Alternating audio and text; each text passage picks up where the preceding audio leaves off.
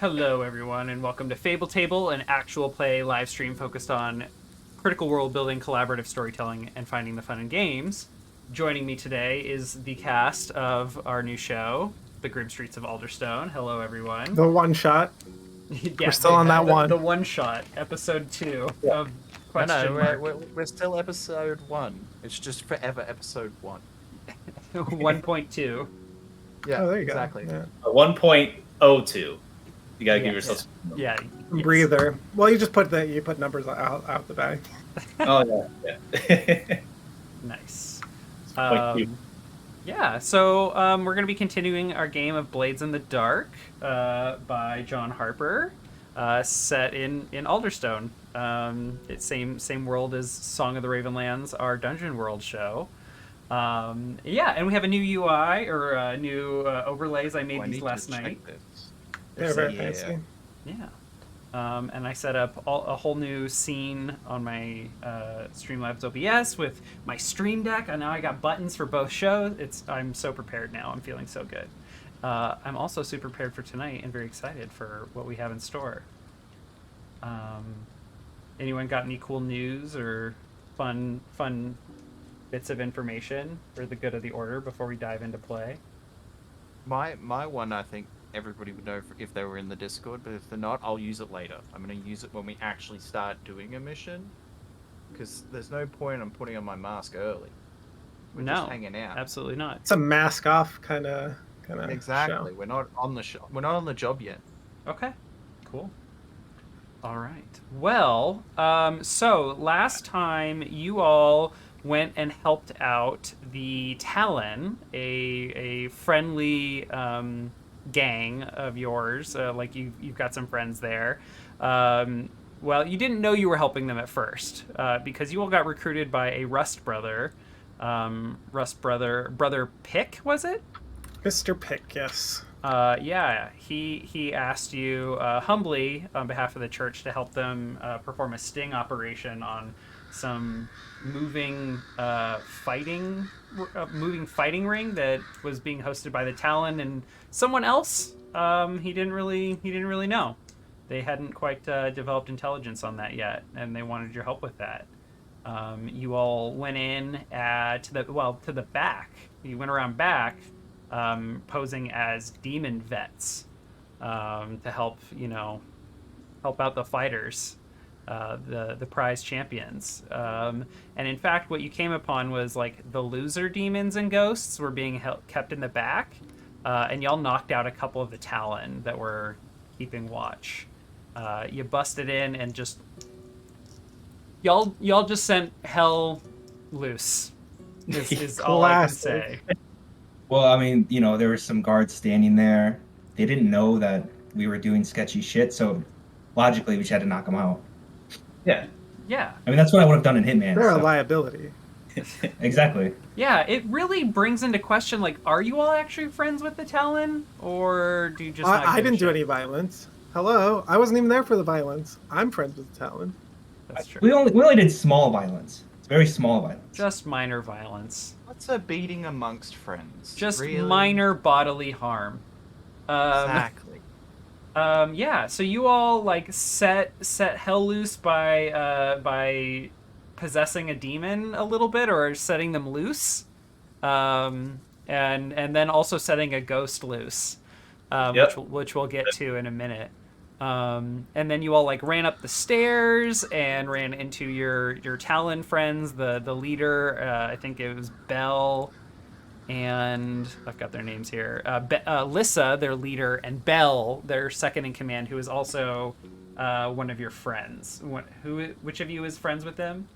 Garros. That's me. That's how I can convince them that we didn't actually break into their place and that we don't have this information surreptitiously, obviously. Yes. Smooth over relations. Yeah. And then also there, the kind of like sponsor of the games was Lord Skurlock, a man of mystery, an enigma, and someone that you all still don't know very much about because he didn't say anything to you all. He just smiled. He just smiled like a fucking creep.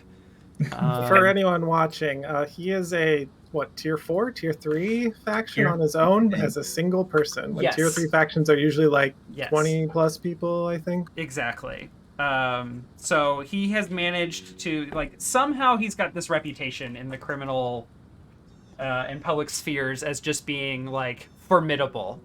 I will say he does have a couple people that work for him, and we might meet them later on. Wow! Spoiler alert. Yeah. Well, actually, we're gonna actually probably cut to that pretty quick because I think an interaction with Lord Skurlock would come up pretty shortly after the events. But you all met up with Brother Pick again afterwards, and I'm actually struggling to remember, what did you all tell him about who was behind? Does anyone remember? We told him because we had a conversation with Bell and the leader of the Talon that what should we tell them? And they're like, just tell them it's us. It's okay, they'll know. It's fine. And we told him, but he was super pissed off about it because it's not his operation, it's someone else's operation. We didn't deliver the goods to him.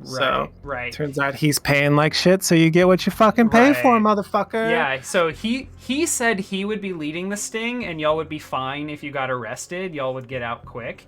And then he was most definitely not the person leading the sting operation. It was, in fact, Jeremiah's rival, Brother Bengal. So disappointed. Yeah, so we found out that was a lie, obviously. Yeah, so just to kind of show behind the curtain, he was upset that y'all didn't get fucking arrested because he wasn't planning on paying you all the rest of the job. He was annoyed at paying out half first. Yes, he was. That's definitely the vibe you all got. So you can smirk and feel, superior all you want. Yeah. The smugness is rolling off of us. Oh yeah. So we're gonna do some downtime actions, and we'll get to that in a moment. But I think it would be important before we get to that to kind of follow up on the Lord Skurlock thing, because I think this would happen before the downtime activities, and I want to kind of lean into that fiction a little bit. So you have this weird interaction with Lord Skurlock. You do not name drop him to the Rust brothers. And perhaps a day or two after this sting operation, you, Garros, get a letter in the mail. And when I say a letter in the mail, you have one of these letter boys, one of the ciphers. They come knocking on your door. Where do you all live together in your? Well, you all describe cult place. Yeah, is this a? We probably do, but we not advertise the location of this. So it's so I assume that they pull me aside and they're like, "Hey, I have a letter for you." Right. They knock on the door. Maybe Quint answers, but they're like, "We will only deliver this to Garros. It is our honor and duty to keep all letters private and all of our patrons." Yeah, and I think Quint doesn't care that much. As soon as they mention we can only give it to who do I need to fetch? Whatever. I need to get back to my books. Yeah, they're getting ready to do their bit about FERPA or HIPAA laws, and you're just I don't care. I'll find Garros for you. Right. Okay. It's never for me. I'll fucking find the person. Yeah. So it is a letter from Lord Skurlock inviting you to his manor in Brightstone. Brightstone is the rich part of town, right? Brightstone is where the wealthy merchants live. The only place that is a little more affluent is White Crown. I'll pull up our map for the viewers. So Brightstone here, that's where a lot of the merchant class live, and then their shops they set up in Charter Hall. And then White Crown is where all of the really high up Rust brothers and church officials and magistrates and all that's where they live, is in White Crown, and they have really large estates. In Brightstone they have pretty significantly large estates too. but the church reserves the biggest for their So leadership. you see Garros reading this letter, and it's like reading an acceptance letter to like your favorite university that you wanted to get into. Like, oh my god. Yes. Like, and like you just see him like vibrating by the end of it, and I don't know if anyone's standing around. What is the do I like pay the person who gave me the letter, or do they like give me the letter and fuck off? Oh, they give you the letter and they're gone. Like before I can even before- understand yeah. that I'm holding a letter. Oh, okay. Yeah. Oh, You look down at the letter, you look up, and they're gone. They're Like Houdini fucking Batman. bitch. Yes. It is okay. a little bit like Batman. Yeah, so I close the door, read the letter. Is anyone standing around after you've heard the knock on the door or anything? You might be like in view of me, like I'm in the back of the room, like going back to my ritual research type stuff. So I probably like Quint, we've done it. We've done it. That's good news. What have we done? This is our golden ticket. This is our ticket to meet with Skurlock. Like, hand you the letter. So soon? I'll take and inspect it. Guess we made an impression. Quint, it is a blank document. So when I look at it, it's completely blank. Correct. Oh, because it's encoded. So I look back at it, and it's it's a very clear invitation. There's calligraphy. It is ornate. This is. I mean, Quint, don't get me wrong. This is really nice fucking paper, but it is blank to you. So I look at it, and I look up at him, and I look at it, and then I'm just like, yes. Golden ticket indeed. I like snatch it out of your hands like I'm going to go find Severian. Severian! I'm probably like in the back of our storage container, just like combing my hair like over and over again, looking in the small silver mirror. I have like one hand up and I like banging on the walls like Severian. What is it? Get your nicest things together. Oh, you're a mess. We're going to what was it called? Brightstone. We have an invitation to meet with to meet with Skurlock. Let's go. With Skurlock. See, I knew someone would be excited. Let's go. All right, we're leaving. Boys, this is it. So we're gonna do him in. I mean, hopefully it's just a party. Man, first before doing him in. No, we're going. We'll see y'all later. We like fuck off. All right. Well, hold on. I need to, put my face together and. Well, hey, come on! And I will allow myself to be dragged, I suppose. All right. So is it just you two? Like you're ditching me, or yeah, you're both being ditched. Okay. Oh, okay. I gotta take my other smooth talker. We're gonna talk our way through this. We don't need any. Shit. Literally crouched. We're gonna talk our way into this and then out of it, right? What is going on? Just hear all this banging. Skurlock. He's waving a blank piece of paper around, talking about Lord Skurlock, golden tickets. I don't know. Did he eat any mushrooms or anything questionable? Ingest anything that he shouldn't have? You mean more than normal? True. Yeah. I study demons, and this is still new to me. Who knows? Well, lovely chat. Yeah, I'll go back to whatever's going on. What do you normally do at like 8 p.m. on a weekday, Jeremiah? I'm probably only just finishing my day job, right? Like my normal thing. So I probably just got there. I'm unloading, like, because obviously I've got tools and I'm obviously still in a work like apron or something, and I'm like probably just winding down, and then he's just like, oh my god, banging on the walls and shit. I'm like, what is going on? He's like, okay, we're going by, and I'm like, what happened, right? Like, what led to this? And then I'm just like, whatever, just go back to fucking with the tools and like, getting out of work attire. Probably like organizing my downtime, which will be indulging in vice. So probably getting ready to signal my Uber hookers and glow. Like, I'm good to go. Yeah. I mean, think if you have like a you know how like Amazon has recurring shipment, like recurring like monthly Yeah, shipments. the You're dash just like, button, the dash button. these are my days. There's no arrangement needed. He's got a That's risky. He's got a drug of the week subscription. It's a mystery box. Comes in. Oh my god, yes. Blow of the week. That's what it's going to be. Mystery box. All right. Well, I'm going to It's need you to just tell whistles. me when we It's come just back whistles. what the name of the blow is. I'm interested also what like Quint is getting back to. Like, what did you get interrupted from? He was, he's almost always trying to find a new avenue to new power or ability or something like that. So he's doing just good old classic bookish work, researching, trying to get the ideas that these other like wizards or arcane people had and steal ideas from them and make his own stuff.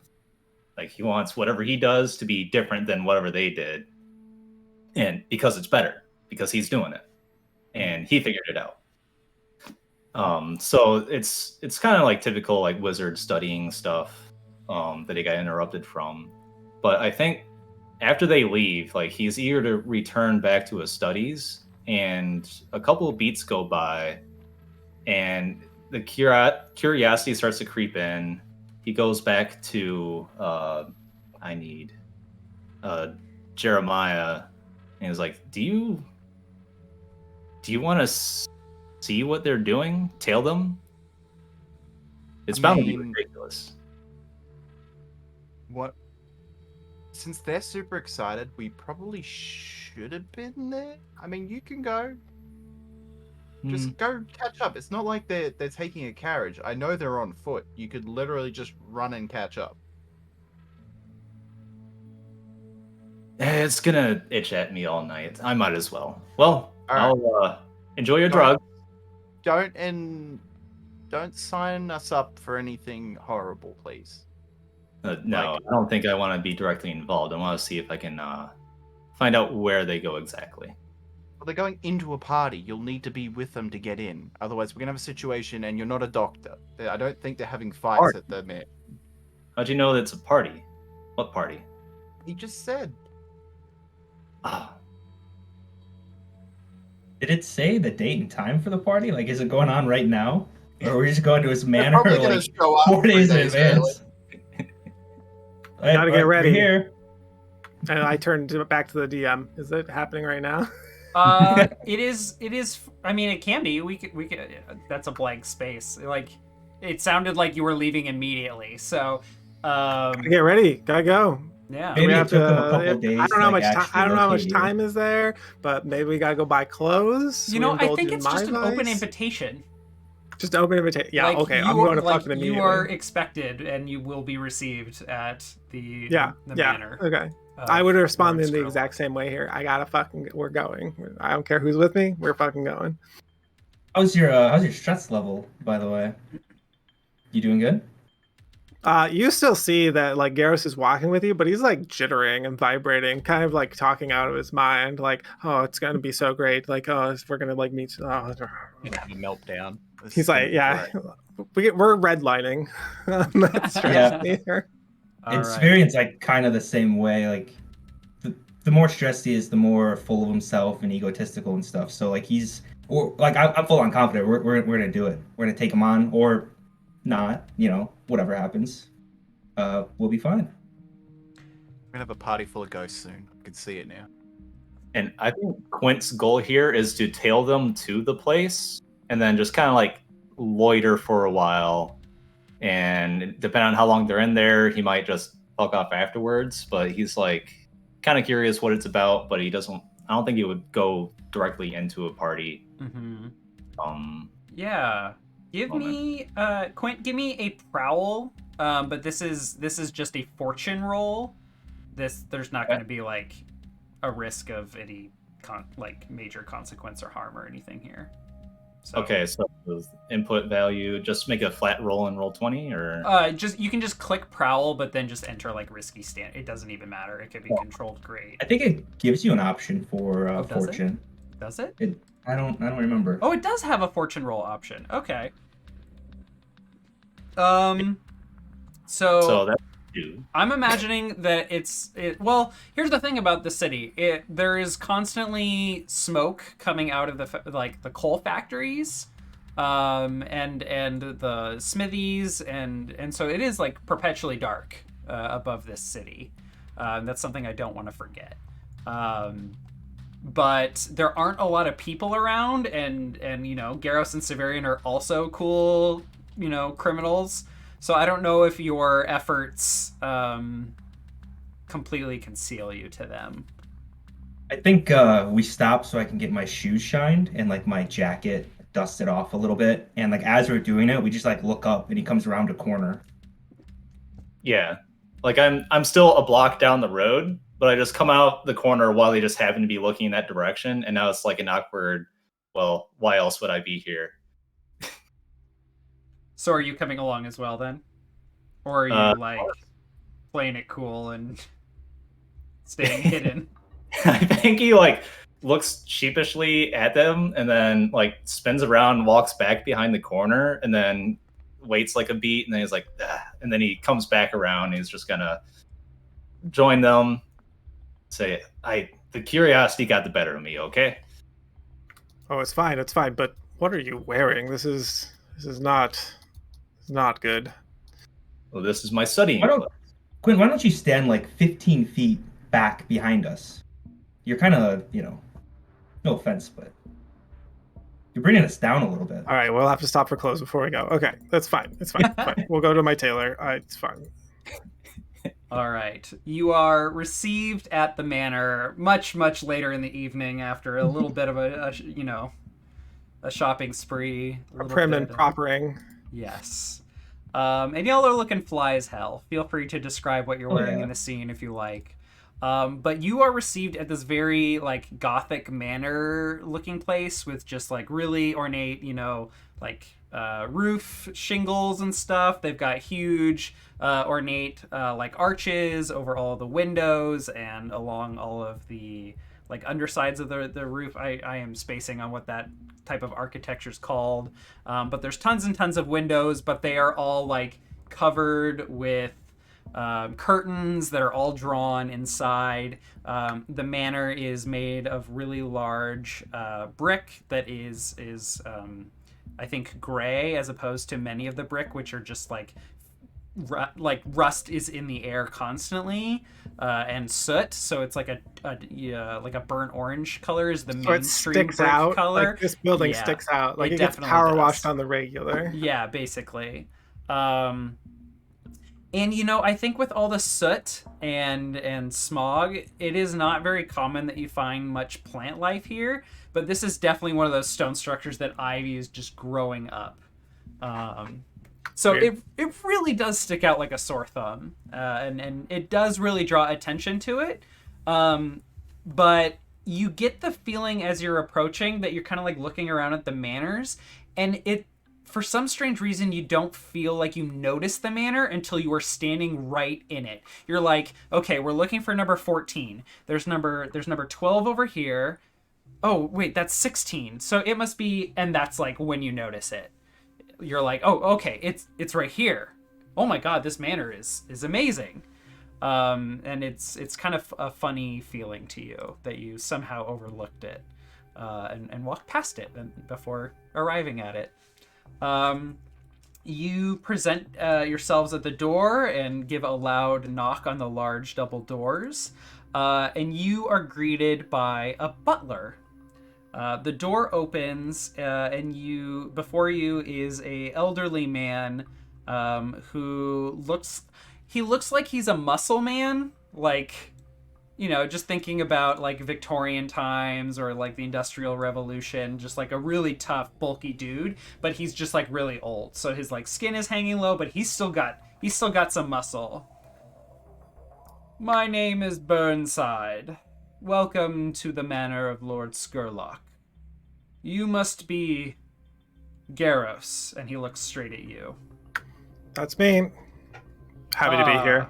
You brought an entourage. Doesn't everybody have an entourage? How lovely. do please come in. And he like opens the door wide and like gestures to you all to step inside. And he kind of like flicks his wrist, like gesturing to the room behind him, which is a receiving room. Parlor. Yeah, exactly. Sweet. I go in. I'm wearing like a maroon jacket, like duster that has like silver filigree, whatever it's called, on it, to match the silver tongue of Garros. But Nice. yeah, buttoned up. I'm gonna take that down. Sit down. Excellent. Yeah, we'll follow you through. Yeah, All right. we'll be the entourage. So you're brought to the parlor. There is another butler there, a woman who introduces herself as Juno. You can tell she is like keeping an eye on you all, even when her back is turned to you all. Not in like an aggressive or suspicious way, just she is extremely perceptive. She is preparing tea and offers you all tea. Tea is a recurring theme to me in games. Even though I am not as like knowledgeable as about tea as say like Temer. But you're offered tea, each of you, along with like options of lemon or whiskey or sugar, like whatever you want to add. She's got it on like another tray. Tea and whiskey, separate, please. Of course. Do you have raw, unfiltered honey? Of course. I know that Excellent. there's been a shortage in the city, but we are always able to procure what we need for our guests and the lord of the manor. And she'll like go fetch some, like a little tiny bottle, glass bottle of honey. Excellent. And What- it, of course, has one of the like honey stir, like a tiny little honey stir stick. Love it. As I look around the room when she's gone, what's going on in here? Yeah, so there are massive, heavy drapes, probably a crimson color. There are a couple of windows in here that are, in fact, stained glass windows that have like pictures of large trees in forests with large mountains behind them. You wouldn't recognize them since, like, from Alderstone there is a view of one mountain. And that is to the south, where it is Vond, where Ironhook Prison is, and where the Rust Prince is. But otherwise, the horizon is not accessible to anyone here in Alderstone. And there are no forests nearby either, which is interesting. But nonetheless, there's these images of nature and landscapes here. Let's see what else. There are many bookshelves with not many books. There seem to be lots of trinkets, and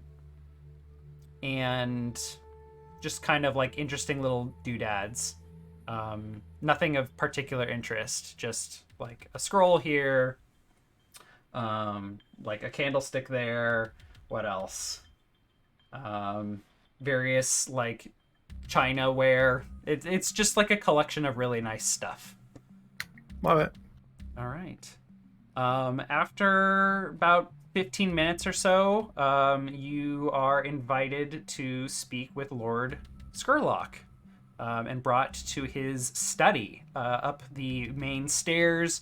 There's like a double stair going up either side of the lobby, the entryway, and you are led to the door straight ahead, which is a massive, massive study. And in here are many more bookshelves, but these are stocked with books and scrolls alike. And you all come across the man that you all recognize from the other night. I will describe Lord Skurlock again.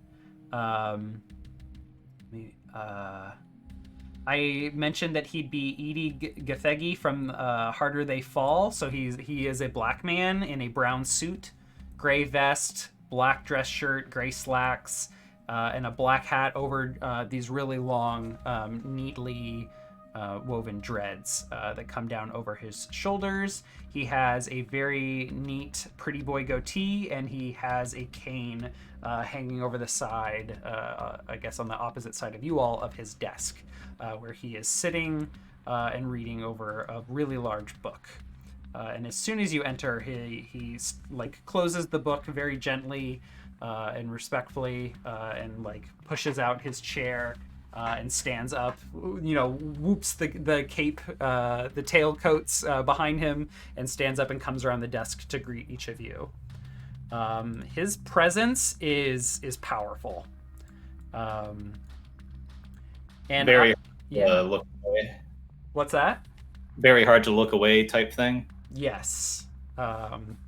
And like his presence just invites you to be present in the moment and not try anything funny.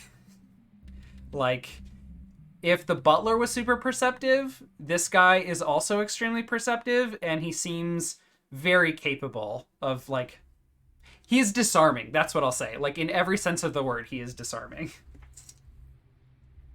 Okay. I am going to... Okay. No, I'm not going to preface this conversation. He says, "Welcome to my humble home. I wanted to speak with each of you, but not in front of our friends of the Talon.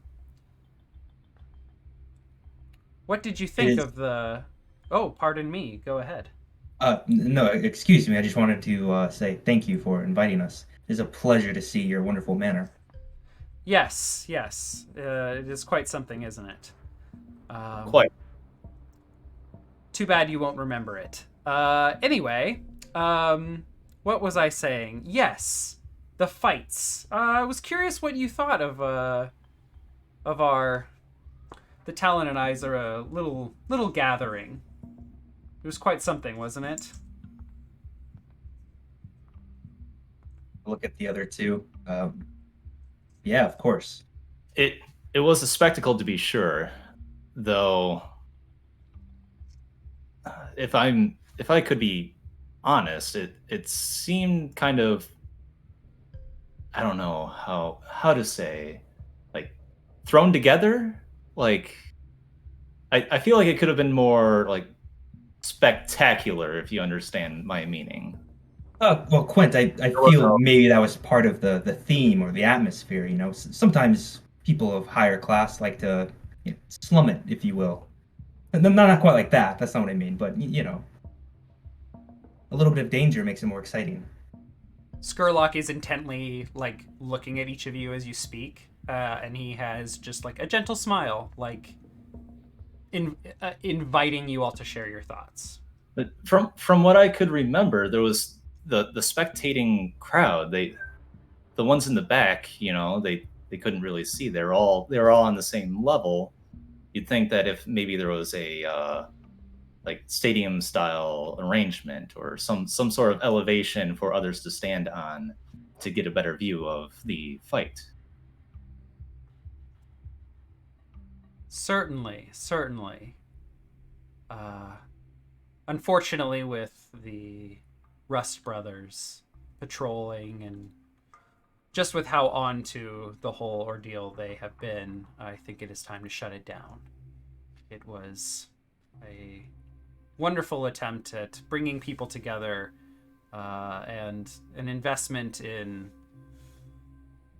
acquiring other assets for myself, but it doesn't seem to be working out quite as I had hoped. And that's why I wanted to speak with you all. And his eyes center on you, Garros. His gaze just feels like it is seeing straight through you. Yeah, I was giving him the Skurlock treatment by letting my entourage talk and just Beautiful. Smiling to him, hanging out. I assume he has noticed this in his we meet eyes. Mm-hmm. Yes. So, he says, I am aware of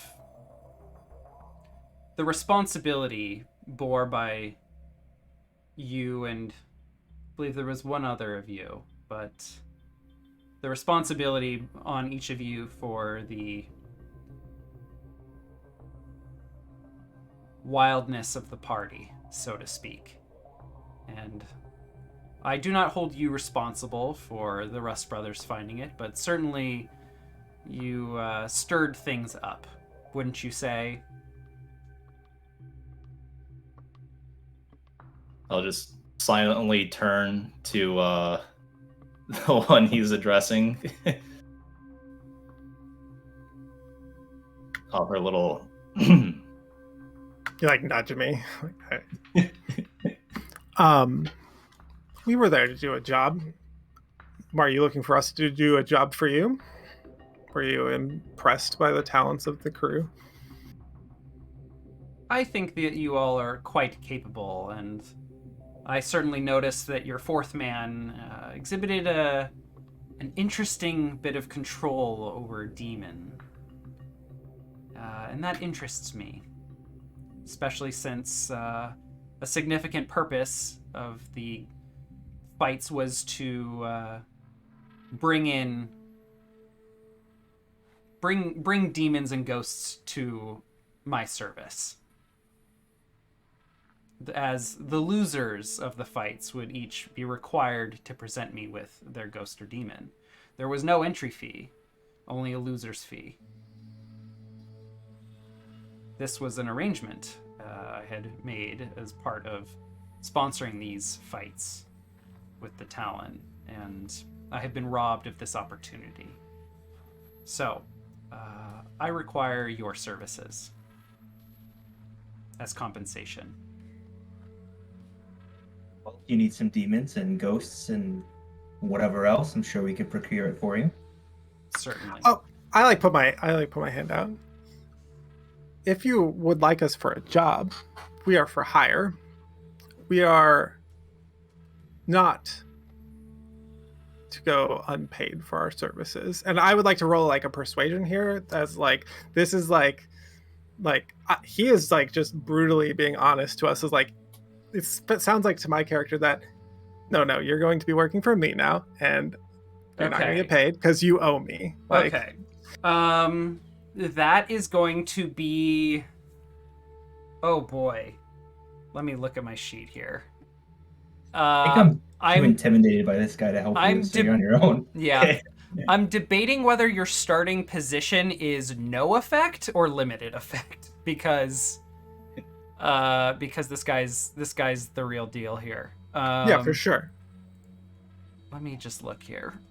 I think as Garros like says these things, Quint is like, he kind of does that and turns away and like looks at the books on the shelves. He's just like, I'm not here. All himself. Okay. Garros, let me consider something here really quick. This is desperate limited. Yeah. So click desperate, click limited. Push myself is 1 stress. 2 stress to push yourself, 1 for assistance. You can always take a devil's bargain. Yes, you can always accept a devil's bargain. Well, I'm dealing with the devil. Do I get to know what the devil's bargain is? Yes, yeah. You know. I get to tell you what it is, and Okay. you get to choose whether or not you want to accept it. I think this is a very important moment. So, like, what is a devil's bargain in this moment? Yeah, let me. Ooh. Let's find out more and explore more things of the game system.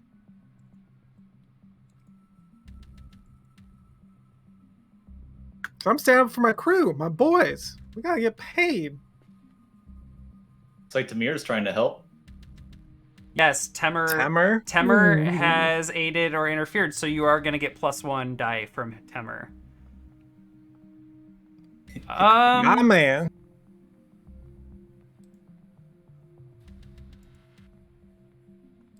Okay, I will give you an extra die, but Lord Skurlock is going to out you for what you are. That's too much. That's too much. So bonus die 1 from Temer. And, Okay, actually, hang on. That I should not have said that, because I think that's going to happen anyway. He probably already knows, right? And he probably already he, tells yeah, people. he like- 100% knows. So I think it's like we Eric, don't know. Eric, trust me, it's fine. Don't worry about it. Okay. Okay. Then you are going to suffer a level. What's your heat at? Let me look at the crew's heat. Oh, cruise heat is like high. It's real high. It could be higher. I mean, if it's one more, you will go up a wanted level, which is really interesting. I will give you all one heat. I'm gonna just go with my one bonus dice from Okay. Temer. I'm gonna thank him later. Thank my you, boy Temer. Temer. My one bonus dice, and I'm gonna click, and I'm just gonna roll well. Okay, let's see what are the rolls here. 2 5s is the highest. Okay, that is a 5. Desperate. You do it, but there's a consequence. You suffer severe harm or a serious complication occurs. Also, this is mark XP on resolve. Yes, this was a desperate roll, so you mark XP on resolve. Nice. He smirks and gives like a little chuckle. Well, Garros, if you are going to insist on playing hardball, then I will as well. They don't know what you are, do they? Your friends here, Quint and Severian. Quint, Like hair on my neck. Quint, it's like dead silent in this moment, and you just hear like the scooting of a book back into its shelf, and Quint turns around. Ah, yes, I can hear it in their minds. They do not know that you are, in fact, a demon. How convenient for you. How difficult it must be to keep this from them. I think Severian's like has moved to the other side of the room from him, like pretty far away, back by the bookshelf with Quint. Quint is like looking at his demon marked arm or his melded arm, but he's currently wearing a glove and long sleeves because he don't want to draw too much attention. So he's just kind of looking at his arm while he's thinking and mulling this over, that he's like actually friends with a demon, it appears. Yeah. What is the impulse here for the two of you? Get the fuck out of here. Do you? I don't think so, because like I feel like it'd be really rude to just leave until we're dismissed. So I'm like kind of sort of spooked. It would But, not like, be how rude he at plays. all, he says. Why would you not stop watching a train wreck? Of course. Like, you gotta see the train wreck actually wreck. So no, he says that? Yeah, he says, it would not be rude of you at all. Please, take your leave if you wish. You are not my prisoner. I'll just wait outside. Very And well. just So walk now, out is of he the house. lying when he says that? You're not No. my prisoner? No. Okay, I turn to Severian. He's not lying about that. You can leave at any time. Thank you. All right. You I walk think I out. leave. You walk outside. Hey, can you link me your mesmerism ability? Yeah. Because that's what's happening here, baby. I think. Yeah. How do I? Just There we click go. the bell. Yeah. So, when you sway someone, you may cause them to forget that it's happened until they next interact with you. So, Severian, you step outside the study and close the door, and you have no idea what you're doing up here. You remember coming to Lord Skurlock's Manor with Garros and Quint? And you're just completely confused and have no recollection of anything that was just said in that room. And down at the bottom of the stairs is what? Oh God, I've already forgotten. The butler. Yes, What's his Butler. name? Oh my God, my notes. I wrote down the other one. Juno Burnside? and... Yeah, Burnside. Burnside is right this way, sir. I have some more tea and whiskey prepared for you. Please. Hold the whiskey. I think perhaps I've had a little bit too much. Perhaps. Okay. Some tea for your constitution. We'll have you right as rain. Right this way. course. Thank you. I Quint. probably spill like half the cup of tea while trying to drink it. Yeah, very. Yeah, I mean, you're very confused. You have no idea what's going on, and you do not recall anything that just happened in that room. Quint. Good. So Quint is very much, he has the inclination to wait and see a lot of the times. If anything, he probably gets into more trouble because he stayed too long. Mhm. He didn't come back soon enough. Yeah. So his thoughts are right now. His thoughts mainly are on what's going to happen here. What's this guy really about? How does he know that about my demon friend? Like, his mind is kind of racing. Mhm. And in the back of all of that, he might not be thinking it in this moment, but it might be something that Skurlock would have noticed beforehand. While Quint is here, he's trying to think of any way he can possibly gain some knowledge.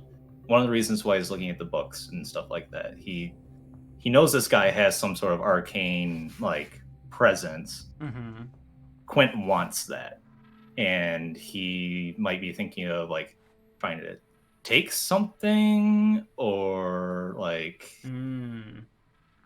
should I ask him, or should I just like, is he just gonna say no and then his guard's up? Like, those kinds of thoughts. You need a library card. He's just See if listening to you right now. You say that out loud to Quint?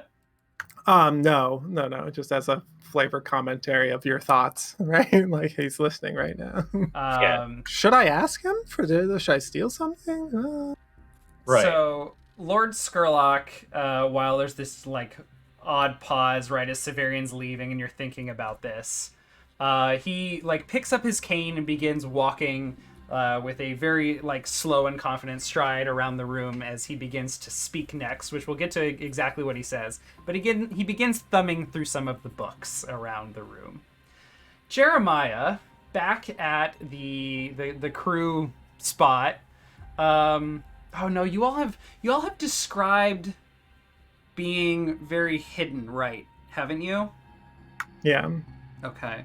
We're under so the way we described it last time is like we're at the part of the docks where they have too many shipping containers coming in and not enough going out, and we're in that area where there's just old containers and old product that never got picked up. And Yeah, and like I think like the dockers were even sort of assisting us in keeping it somewhat hidden. Like most people would think like we're in their territory, but we kind of carved out our own hole from them or something.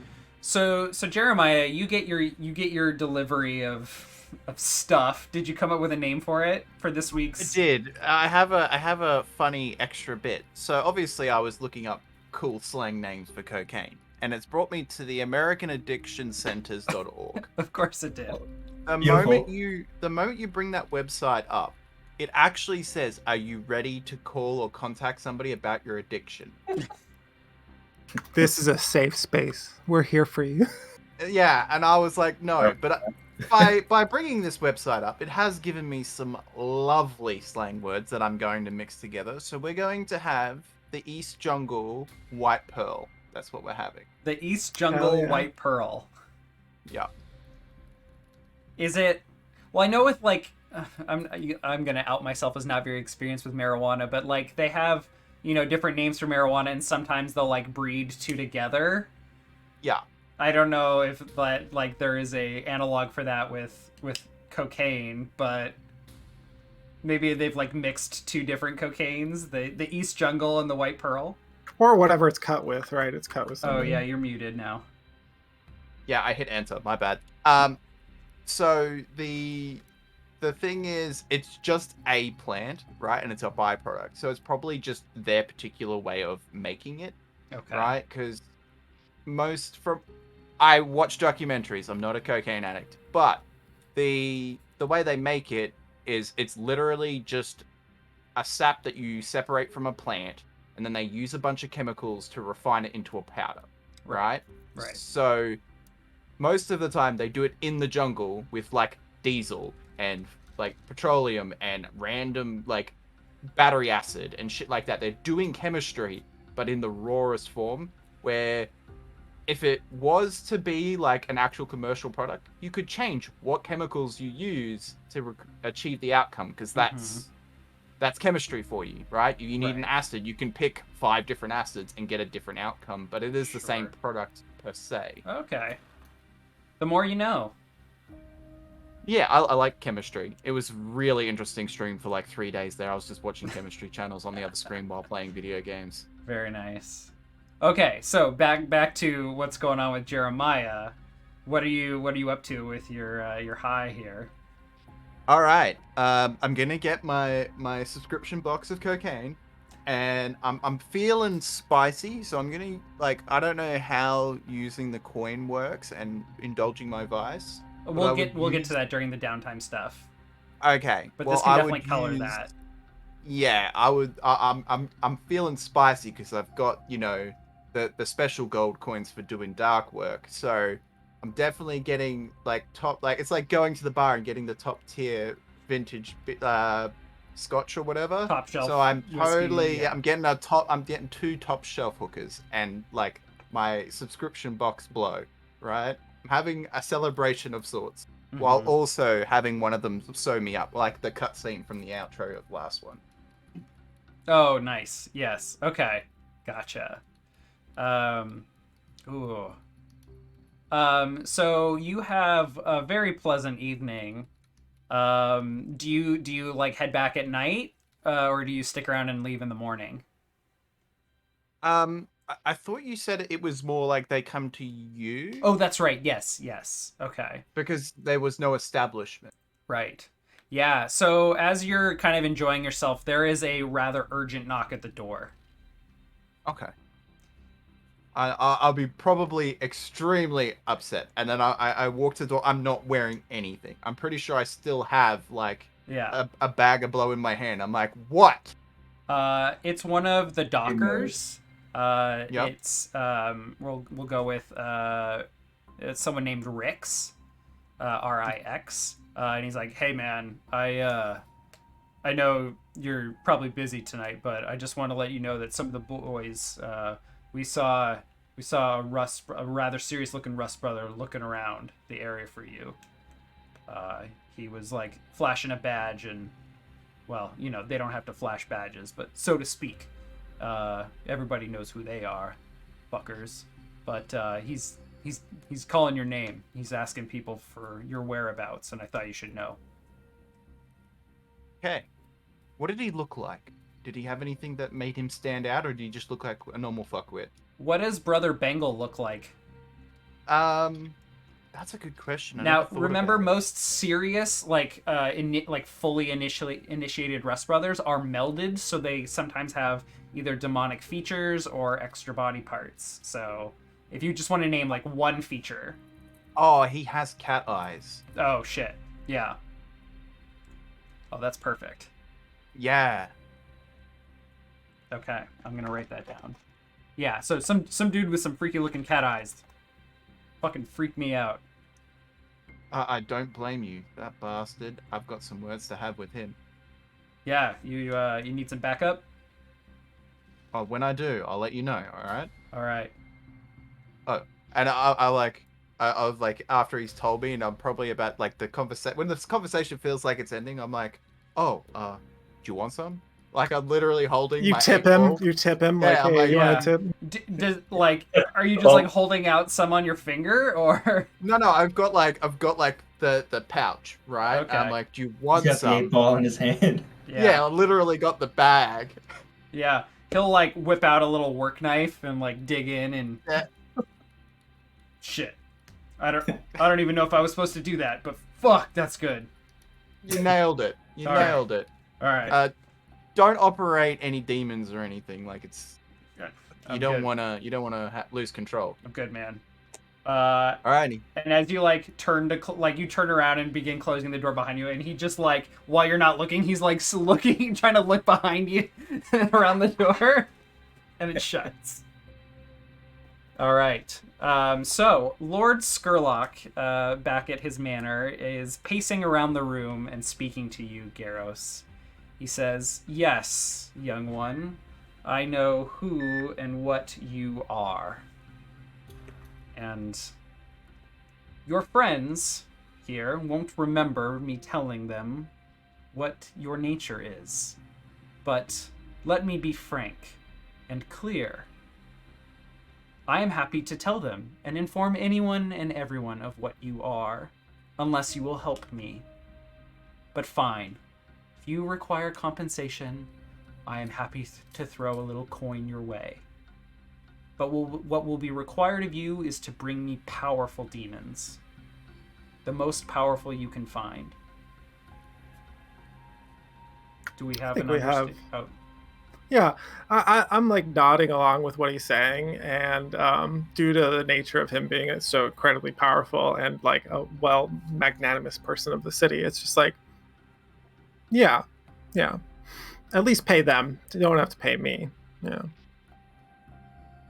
Very well. And he will toss you a bag, a little purse that was sitting on his desk. He walks back over, a book in hand, and he flings a purse at you. And inside are 4 coin, which is a lot of money. Yeah. And then he is probing, like he is reading your mind. Are there questions you have for him that like you might not have wanted to ask, but that are like actually ask, but he is listening? The biggest thing on my mind is like, what are you, right? Like I'm going through the things that I know of in this world, and none of them are like coming together in terms of like, it's really weird. Like, what are you? You know what I am, but Sure. like, what are you? So I don't think you can feel him listening to your thoughts, but he's definitely reading them. And he's just simply not going to acknowledge that question. Oh no, absolutely. But that's what's going through my mind. Sure. And also a thing like I don't say it. I look at it like, oh man, he does like thanks, but like I try to keep this like straight face, like I'm on the same power level as he is, and we're having a negotiation here. It's definitely not a negotiation. Yeah. No. I don't know what my compatriot here is doing in the room, but Quentin, did you have anything else?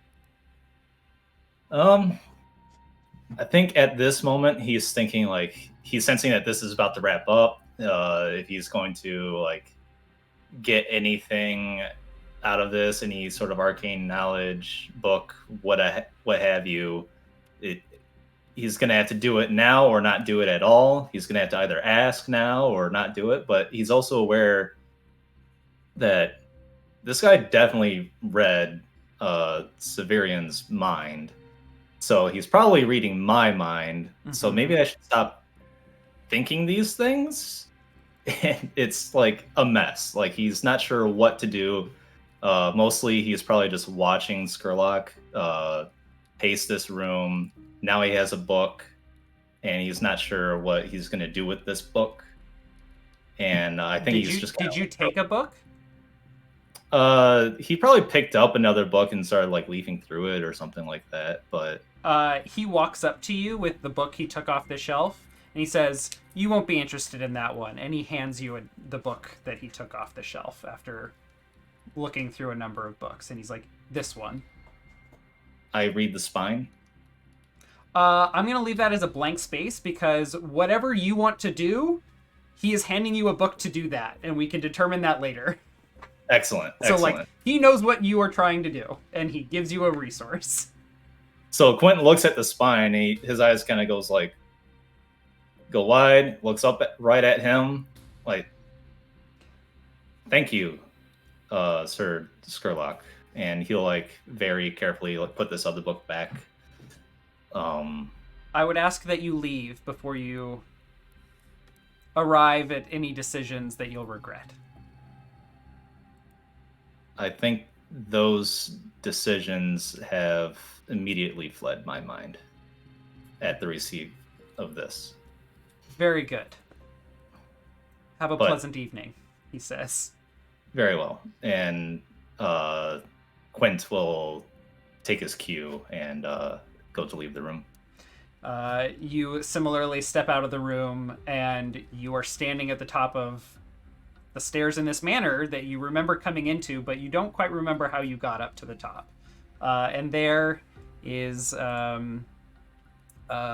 this time it is Juno who is standing there. Right this way, sir. We have some more tea prepared for you. And she invites you to come down and join Severian in the parlor. Right. Quint takes a moment, looks at the book in his hand.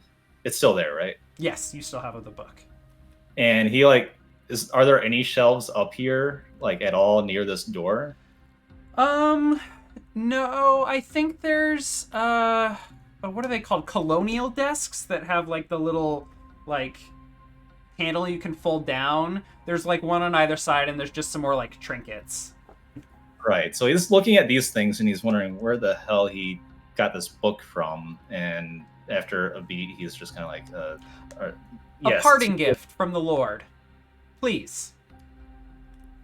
Very well. And he'll just kind of follow, utterly confused. Yep. Perfect. Both of you, Quint and Severian, take -1 stress. Yeah. Nice. Garros.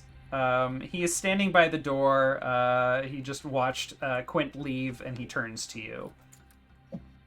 I'm glad that we came to an understanding, and working together, I think, can be a pleasant experience for both of us. Yeah, we can learn to. Oh shit, I'm blanking on words, but like we can learn to coexist around each other, and that is helpful for both parties. Agreed. If they won't remember, will I remember what's happened here? Otherwise, can't get you any demons. He will. Ooh.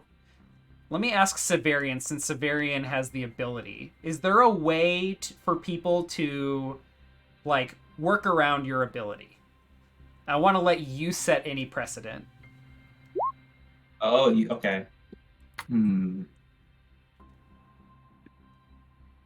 So I can add. So it says until like you next interact with them. So I think it'd be something like he might. I don't know. Maybe Call me back up or something. Well, yeah, that or like maybe somebody like him has a way to like make you remember like on the spot, other than just seeing him. So like maybe if you, like I mean, it says if you see that person again, but maybe there are other triggers that might remind you of that person that would also activate it. Until you next interact with them. You know what? Here, it gets a little gross, so I'm not going to get into too much, but he is going to take a knife and prick his finger. No! Oh, this doesn't work! This doesn't work! Oh, no. Hang on. He can select how he sways, so he can just decide who to sway. He didn't sway me in that way. You may cause them to forget it's happened. Yeah. Okay, so there is... Ooh, it's a may. Okay, so there is this option. So yeah, he says you will remember. Until next time. And I very carefully, like the way I'm mimicking like his walk or whatever, and that I have a power walk too, and like yeah, like we're equals. Mm-hmm. We're not even close. All right, he lets you leave, and after you like close the door behind you, you hear the like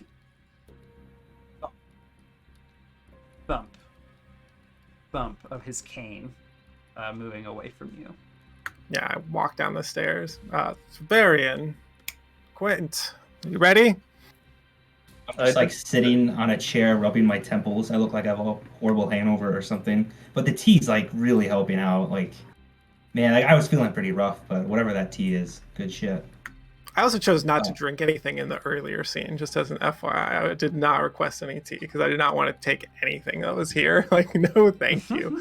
But I go and collect the boys. They're like blissed out, just having a great time. Like, what do you got drinking here? Like, what are we doing? Should we get back? Is he ready to speak with us? Oh no, I spoke with him. It's fine. Oh, okay. You spoke with him. Where? Oh, we spoke up in his office, top of the stairs. Everything went well then. Yeah, we will be finding some demons for him. Little did they know they're standing in front of a demon right now. He's got to go find himself. Wow, that's Um, deep. That's a little too deep. I mean, you I- also have the cash. You can be like, he made a deposit on our services. Like, we're on retainer now. Yeah, he had. Okay. Yeah, we're good. You Cool. convinced. Whenever you're ready to go. Ooh. Yeah, do I need to sway the boys? Because I'm like lying to them in some small manner here. No, I feel like right now anybody could talk me into anything. Yeah. I think That- they're feeling both confused but also very comfortable, which is like Yeah. the perfect place to Yeah, suggest. be suggestible. Yeah, exactly. So, Love it. okay. I wait for them to finish drinks, and then we head on out. All right. Okay. Well, let's zoom out and do some downtime activities. I think that there is a couple weeks are going to go by between now and our next job. So yeah, let's talk about downtime. Let me grab my book here really quick, and we'll just read about downtime. I think I included in our rules sheet. Oh no, it doesn't talk about downtime. Do you all need me to post like the rules or actions for downtime somewhere, or do you all have your? I'll go find the Play PDF sheets I have open. somewhere. Let me see if Yeah, I cut can it up. find an easy downtime spreadsheet here. You're gonna have to read the book. Let me see if there's like a really good link or image here. I need downtime activities. Ah, okay, here. I found a website. I will put it in our cast chat. Oh, actually, I'll put it in the resources channel for our group here. But yeah, there's a website with downtime activities. Between scores, your crew spends time at their liberty attending to personal needs and side projects. They are called downtime activities. See the list below. During a downtime phase, each PC has time for 2 downtime activities. When you're at war, each PC has time for only 1. The options you have are acquire asset, which is gain temporary use of an asset, which constitutes one significant period of usage that makes sense for the asset, typically the duration of 1 score. That could be like a special item or set of common items, a cohort. You could like find a cohort to help you. You could get a vehicle or a service like transportation or use of a warehouse, legal representation, like whatever help you want. There is long-term projects, which you can use to work on rituals, to craft items, or just in general do anything else you want to do. I think Eric Garros, you mentioned a really interesting one to me in our DMs. Yeah, I thought about that some more. Yeah, and Okay. I mentioned it in the pre-show while you were away. Cool. There is recover. You can seek treatment and heal your harm. You might visit a physiker who can stitch your wounds and soothe your mind with anatomical science, or a witch who specializes in healing charms and restorative alchemy. You can also use acquire asset to gain access to a healer. I do like the idea, like Jeremiah, of like consorts who, you know, they're there to take care of you and they know how to stitch people up. Like that's part of their line of work. So like I would consider that part of like access, at least for your character anyway. So when you recover, you just clear all level 1 harms, and then you begin working on a clock to heal your like all your other injuries and harm, which we can get to if you all want to do that. You can reduce heat. Say what your character does to reduce heat of the crew and make an action roll. Maybe you consort with your friends who's an officer. She arranges for a few incriminating watch reports to disappear, or maybe you command the fear of the local citizens so they're afraid to snitch. So you can reduce that by 1, 2, 3, or 5 ticks depending on your roll. You can train, so you can train and get 1 XP in any attribute or your personal playbook. Or you can indulge vice to reduce harm, which we can talk about. I will point out that the crew... Let me just pull up the crew sheet here really quick. you all have one of your like layer abilities is that when you all train resolve, you get 2 XP instead of 1. Under training, you all have the resolve box ticked. So that's Okay. what that represents. So yeah, we have a couple of weeks so we can really fill this in with some kind of like bigger picture stuff. It doesn't have to be like, oh yeah, on the first or second night after the job. No, this could be like weeks of effort that we paint this picture as. So does anyone have any ideas? Like, and I encourage you to like talk meta with me if you don't understand the mechanics or you're not sure how to achieve what you want to. Well, you can go first. Okay. I would like to set about trying to reduce our heat. Sure. And I've been trying to, like, the last couple of days, I've been trying to think of a way that I could use a tune to accomplish this. Ooh. And what I've come up with is, like, word spreads, that's how we get heat on us, of the event of the fights or whatever. Like, something was going on.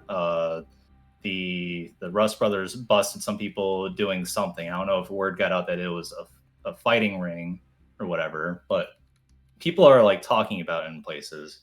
What Quint is going to do is kind of lurk around, find, like, anytime he hears a group of people like spreading gossip about the situation, he wants to give them something else to gossip about, or possibly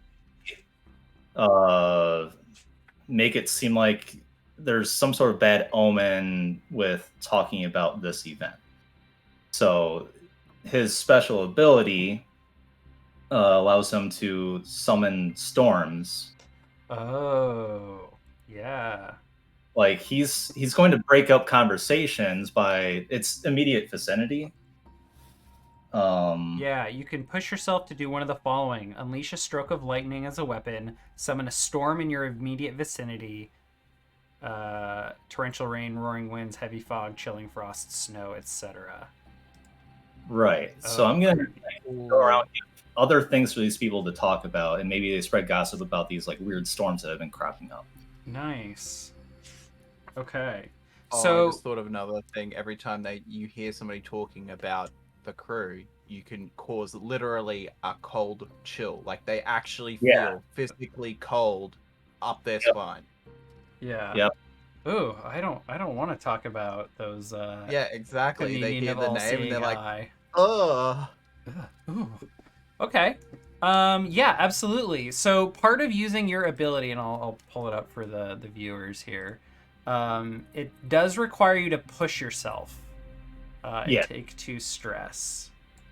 But what I'm gonna say is that also is gonna give you +1 die to your attune roll, which, because part of doing a reduce heat is you need to make an action roll.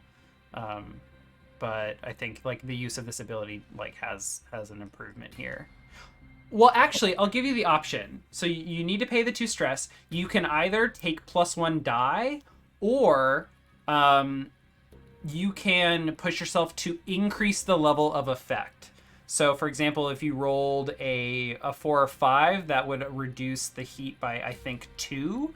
But instead, you would increase the result to like as if you got a 6 instead. Okay. Yeah. So, yes. I think I'll take option B. The increased result. Yes. Okay. Reduce heat. Okay, so go ahead and give me an attune roll. Risky standard? Just put fortune. Oh, for fortune. Okay. Yeah. Oop. Cancel. Roll fortune. I have 3 in attune. Submit.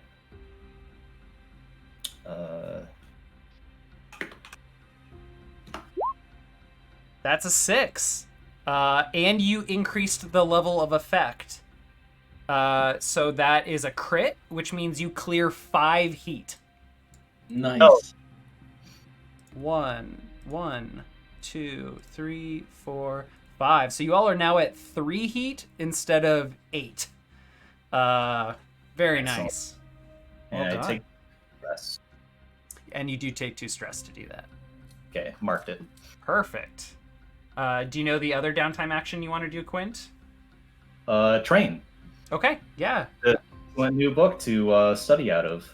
Yeah, what is it you're studying? Do you know? I'm going to advance my playbook advancement. Okay. Yeah. Working towards the ritual special ability. Oh, nice. Yeah, that'll be really good. So yeah, this is, oh boy. Go ahead and just mark down, like, on your sheet somewhere that you got a book on magic from Lord Skurlock. That's really interesting. Book. The other thing, everyone should mark 1 coin on their sheet, so I don't have to be sitting here with 4 coin. Yes. Just chuck it on the cruise sheet. Each person get your coin. But that's the thing. If you just chuck the coins onto the cruise sheet when you actually receive them, then you can divvy them out when we actually get to it. So you can add 1 to your sheet now. Oh, when we right? get But home, just everyone gets a Yeah. coin. Like, Yeah. Skrillex got us on retainer, boys. We got to get demons. Here's the coin he gave us. Okay, so I should have mentioned this before, but anytime anyone does a downtime activity, if you get one of, like, your crew friends or crew contacts to help you, you get +1d. So definitely be looking at your friends, both of the crew. Remember, don't forget you have a crew member, Adakin, who is an occultist.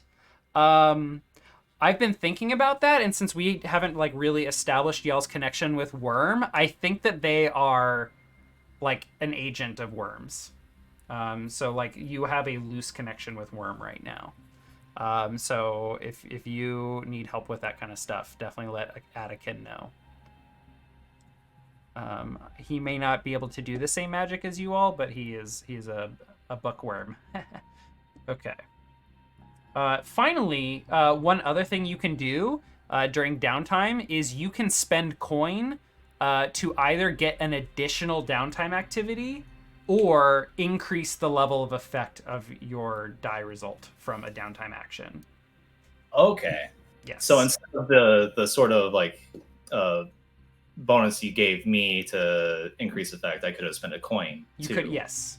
Yes. Yeah. I think that because you were using this Tempest ability, which requires you to push yourself, that's why I required you to take the stress. You paid in a different way. Yeah, but Right. I gave you the option basically as if you had paid a coin. Yeah. Cool. Okay. Does anyone have another downtime activity they know they want to perform or have a hell question yeah, about? I'll bang through mine because I have a pretty good idea as I've had time to think about it. Mhm. I am going to indulge my vice Yes. so I can lower my stress. Yes.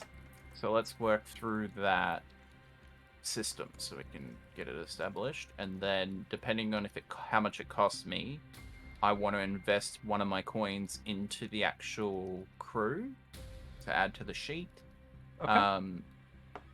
And then I'm going to start doing tinkering. Okay, so let's start with Indulge Vice. That sounded like the first one. Is that right? Yep. Or okay. That's correct. All right. So there is a button right above your healing clock that says Indulge Vice, and you just have to click that. Now, the way Indulge Vice works, let me just read from the book again, because this actually might influence how you all kind of allocate your abilities in the future. When you indulge your vice, you clear some stress from your character's stress track. Say how your character indulges their vice, including which purveyor of vice they use to satisfy their needs. You've already done that. This takes time, so it can only be done when the crew has downtime. Alternatively, you may choose to release your character to be lost in their vice during a game session, allowing them to indulge off camera while you play a different player character A gang member, friend, or contact of the crew might be created as an alternate character to play, thus fleshing out the landscape of PCs. You roll to find out how much stress relief your character receives. A vice roll is like a resistance roll in reverse. Rather than gaining stress levels, you clear stress levels. The effectiveness of your indulgence depends upon your character's worst attribute rating. It's their weakest quality, insight, prowess, or resolve, that is the most enthrall to vice. So in your case, Millman, Jeremiah has 2 points in insight, 2 points in prowess, and 2 in resolve, like diverse points. The maximum you can have is 4, so you're just rolling 2, which is really nice since you are well balanced. So whereas someone else, such as let's say like Quint has only 1 point in resolve or 1 point in insight, so that they would only roll 1 die for indulge vice. Yeah. All right, so go ahead and give us that vice roll. No bonus die. I got a 3. Okay, reduce your stress by 3.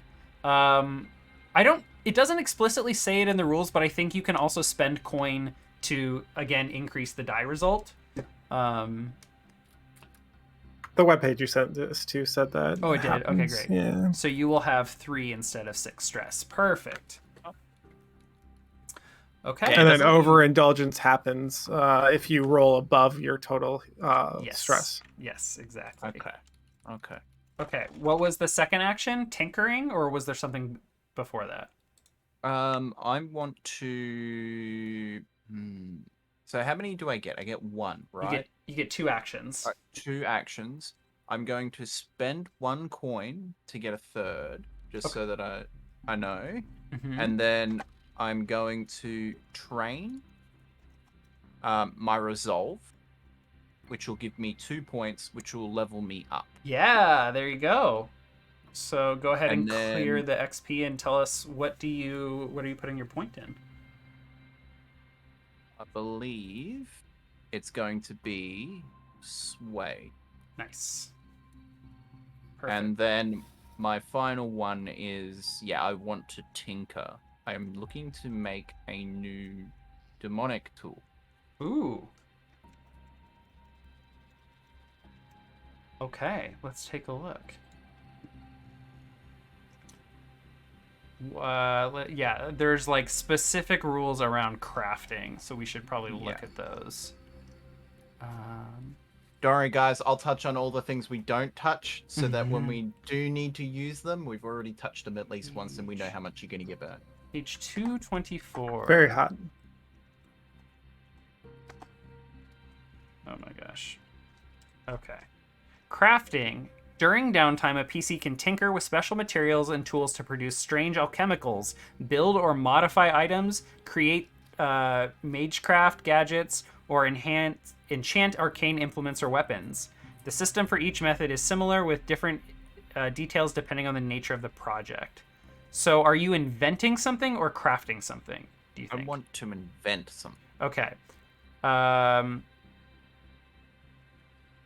Okay, so to invent, this says invent a formula for a new alchemical concoction or the plan for a new item of your design. You need to study it as a long-term project. Yep. Most new formulas or designs will require an 8-segment progress clock to invent and learn. The player and GM must answer questions about the invention to define what it will do in play and what is required to create it. The player records these answers in their notes for future reference. So, let's start with the questions. What are you making and what does it do? I want to make a demon. I'm gonna say it's kind of like a talisman or a necklace, like an ornament, right? A demon one. And the idea of it is, depending on the size or scale of the demon, it will illuminate in so let's say it's a pentagram. Each corner will light up depending on what kind of demon or what strength of demon it is. So it's like a reader. Oh, to give details. Yeah. Oh, it's like I don't know if you've read or seen the Golden Compass. I've heard Yeah. other things. People go on about it, so I've heard enough of it. I'm pretty sure I don't even need to read the books. Okay. All right. So let's see here. Okay, that's really cool. What is the player asks? What is the minimum quality level of this item? So I need to articulate the magnitude of the effects and items that this kind of guide produces. So let me think about that here.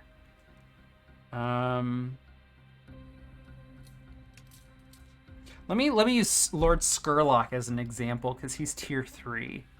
Could Lord Skurlock, like, is it in terms of the scale of his power, is it the same as this, like being able to just discern information about a demon? I think this is the thing. The higher the demon, it's not telling me details about the demon per se. Like I don't know its abilities or its strength. Right. It just tells me that it is one and what power level, right? Like Okay. if I'm standing in front of fucking, number 1 demon, it'll just fucking completely light up, and I know that I'm dealing with a big motherfucker. So you right? already have what is described on your sheet as a nexus detector, and what a nexus detector does is it detects breaches, portals to the worlds of demons, which typically appear when people are summoning demons.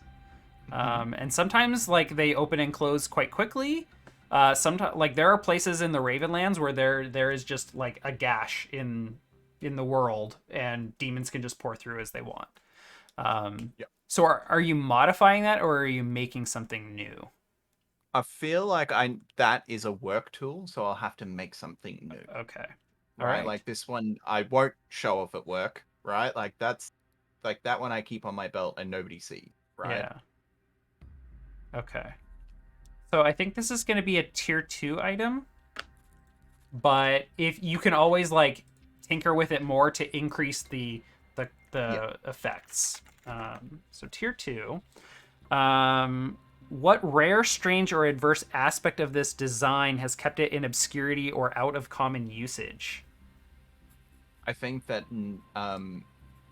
it's the stagnant thing. We have tools that work. Why do you need to know how strong it is, right? Like there's never been a need for it. Right? And like you don't, like most, like the common person who buys a demon they just like, I want to buy that demon. They don't know anything about it. They don't care, right? Right. So it's like nobody's ever needed it because they never thought of it as something that could be important. Okay.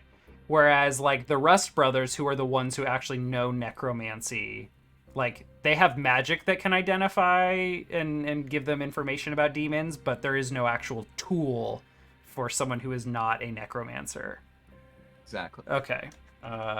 Since they have another route, they wouldn't have needed to invent one. Or I'm sorry, demonologist. Oh wow. Yeah. Demonologists. Okay.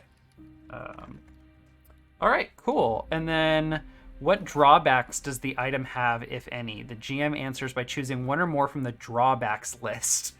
The drawbacks... Okay, what do we got? There is complex. You have to create it in multiple stages. Conspicuous. The creation doesn't go unnoticed. Take +1 heat if it's used any number of times on an operation. Consumable. It has a limited number of uses. Rare. The creation requires a rare item or material. Unreliable. When you use the item, make a fortune roll using its quality to see how well it performs. Or volatile. The item produces a dangerous or troublesome side effect for the user, specified by the GM. I don't think it's complex. I don't think it's conspicuous. I don't think it's consumable. So rare, unreliable, or volatile. Any of those like seem interesting Rare. to you? It's one of a kind. It's rare. You think it's rare? Okay. So rare, again, is it requires a rare item or material when it is crafted. Yep. Okay. I'm going to mark that down.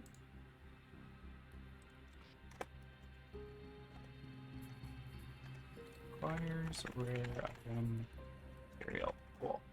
And then finally, that's it. Okay. Let's see. A PC with the Alchemist, Artificer, or Strange Methods special abilities invents and learns one special formula when they take the ability. Once you've invented a formula or design, you can craft it by using a downtime activity. Okay, so we just need to...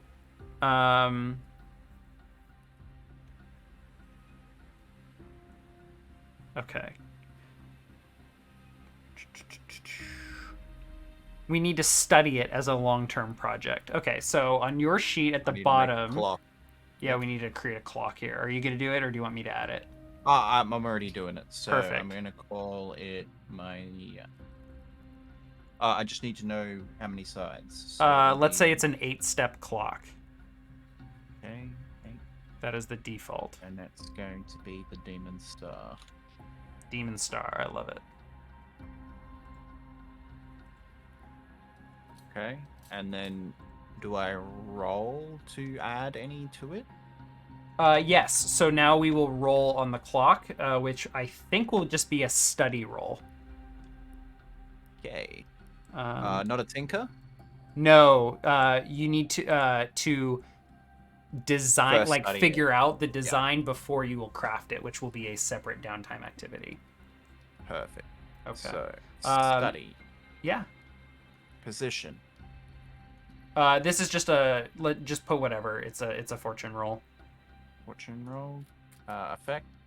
Standard. Yeah. And no bonus die. That's a 4, so that will be two ticks on your clock. Whoops. It just fills it up. I guess Let's it's do- inverted. Let's do that. There we go. Okay. You can spend coin if you want to increase that, or you can spend coin to do yet another action. I've already spent 1 coin on the extra action to do this. And I gave a coin to the increasing of our group. The crew. Okay. Yeah. Did you already add it to the crew, or do we need to do? Okay. All right. I done that. That's all of Jeremiah's stuff. Who would like to go next? Either or, you or me. I don't Feel care. free. I felt as if I dominated the early show. Like, All right. we're going. We got a golden ticket. Yeah. All right, so I'll go. I'm not positive on my second action yet, but I know that I want to indulge my vice for the first one. Okay. And so my vice is Stupor, and my purveyor is Roland Valeris, who works at the Vale in the night market. Okay. I don't remember much about the Veil. We kind of made it up on the spot. I mean, it was one of the examples from the book, but you said it had like a link with something in your setting that made it pretty interesting. Oh, yeah. A luxurious social club known for its confidentiality and permissive policies regarding guests of arcane or unusual origins. Roland. Oh, I'm sorry. Go ahead. Roland Valeris, the proprietor and host. Hang on. Oh, he is melded. No, I'm okay. This is where I tweak what they've given me. He's a really cool dude. Cool. Although a lot of people say they don't see him outside of the Vale. Well, that's fine with me. I only need him when I'm at the Vale. Mm-hmm. So Stupor for me, it's kind of the opposite end of the spectrum from Jeremiah's drug-induced crazy rock star night. Yeah. So I was thinking like whatever this drug or narcotic or whatever it is that makes him go into a stupor is something that gives him like complete ego death. So it's like some like crazy existential trip and he's got to like rebuild himself up before it comes out of it. Kind of like the last 2 episodes in Evangelion, if you've ever seen that, like all the shit that Shinji goes through in his head. Like that's what I got to do every time that I go into a stupor. I gotta say, I mean, I don't mean to offend you, but that sounds fucking awful. Oh yeah, it's horrible. But That sounds like a vice. Yeah, like Severian's like so conceited and like egotistical, and he thinks so high of himself that Like, this is his way of bringing himself back down. Like, it's horrible and awful. But at the same time, he kind of rebuilds, like, okay, here's all the horrible shit. Here's all the bad stuff about my personality. I'm just going to get rid of it. And now I'll be, like, a new person afterwards. Oh, okay. All right. But yeah. So you, since you have no points in insight, you are rolling your Indulge Vice with 0, which means roll 2 dice and take the lower 2. Do you have any friends or like is your crew contact helping at all? Well, our crew contact's like an alchemist, right? They are an occultist. Maybe they provide the drug. But I think this time I don't want that because I have 5 stress and I don't want to roll a 6. Yeah. So yeah, that's I think I'll solo it this time. Okay. And see what happens. You got this. Nice. That's a 4. Wow, that's like good perfect. Yeah, that's exactly what you wanted. Wow. I was mute. I was like, double 6s. Come on. That'd have been scary. Almost. Yeah. Okay, cool. So yeah, that's probably like a 12 to 16-hour ordeal. Like, you know, the whole trip doesn't last that long, but afterwards I feel like you have to like sit there in isolation before you're confident enough to walk out of the bedroom or whatever hotel room that you're locked up in. Okay. Nice. I love that. That's really cool. And you're not quite sure what you want to do with your second one quite yet? I could hop in right here if you want to think about it. Sure, go for it. One of the things that my character loves to do for vice is luxury. Love buying stuff. This squalor of a place that we have for the crew, terrible. I gotta go shop it out. Now, in your world, Nick, I don't know where high-end shopping happens. I assume it happens in Brightstone or White Crown. But maybe it happens in Car Hollow next to White Crown where they like feed into it. So I believe it will be in Charter Hall, which is this kind of large district around the main kind of like government building. If I pull up the Factions of Alderstone sheet, I wrote on Charter Hall, the city's civic offices and the hub for shops, artisans, and commerce. But Brightstone is the grand mansions and luxury shops of the wealthy elite. We're going back to Brightstone, baby. Yeah. So like, if you want to drop some coin to like increase the vice indulge vice result, that I think would be thematically appropriate. But again, you don't have to. And I have to drop a coin to do vice in the first place, right? Is that correct? Why is that? I thought I read that in the book. No. Let me look at. Let me go back to the webpage thing that I was linked to. Where'd it go? Oh, it's gone. The scoundrel indulging your vice. When you indulge your vice, you clear some stress. Make an attribute roll. Maybe it's just the adding of stuff. If you overindulge, one of the options is you can be in an entanglement, you can brag and take plus heat, you can your character can get lost and then you play another character. All right, cool. Yeah. I thought I had to pay, so I was gonna pay anyways. So I'm gonna pay and get that extra dice. Well, I mean, you can roll and then wait and see.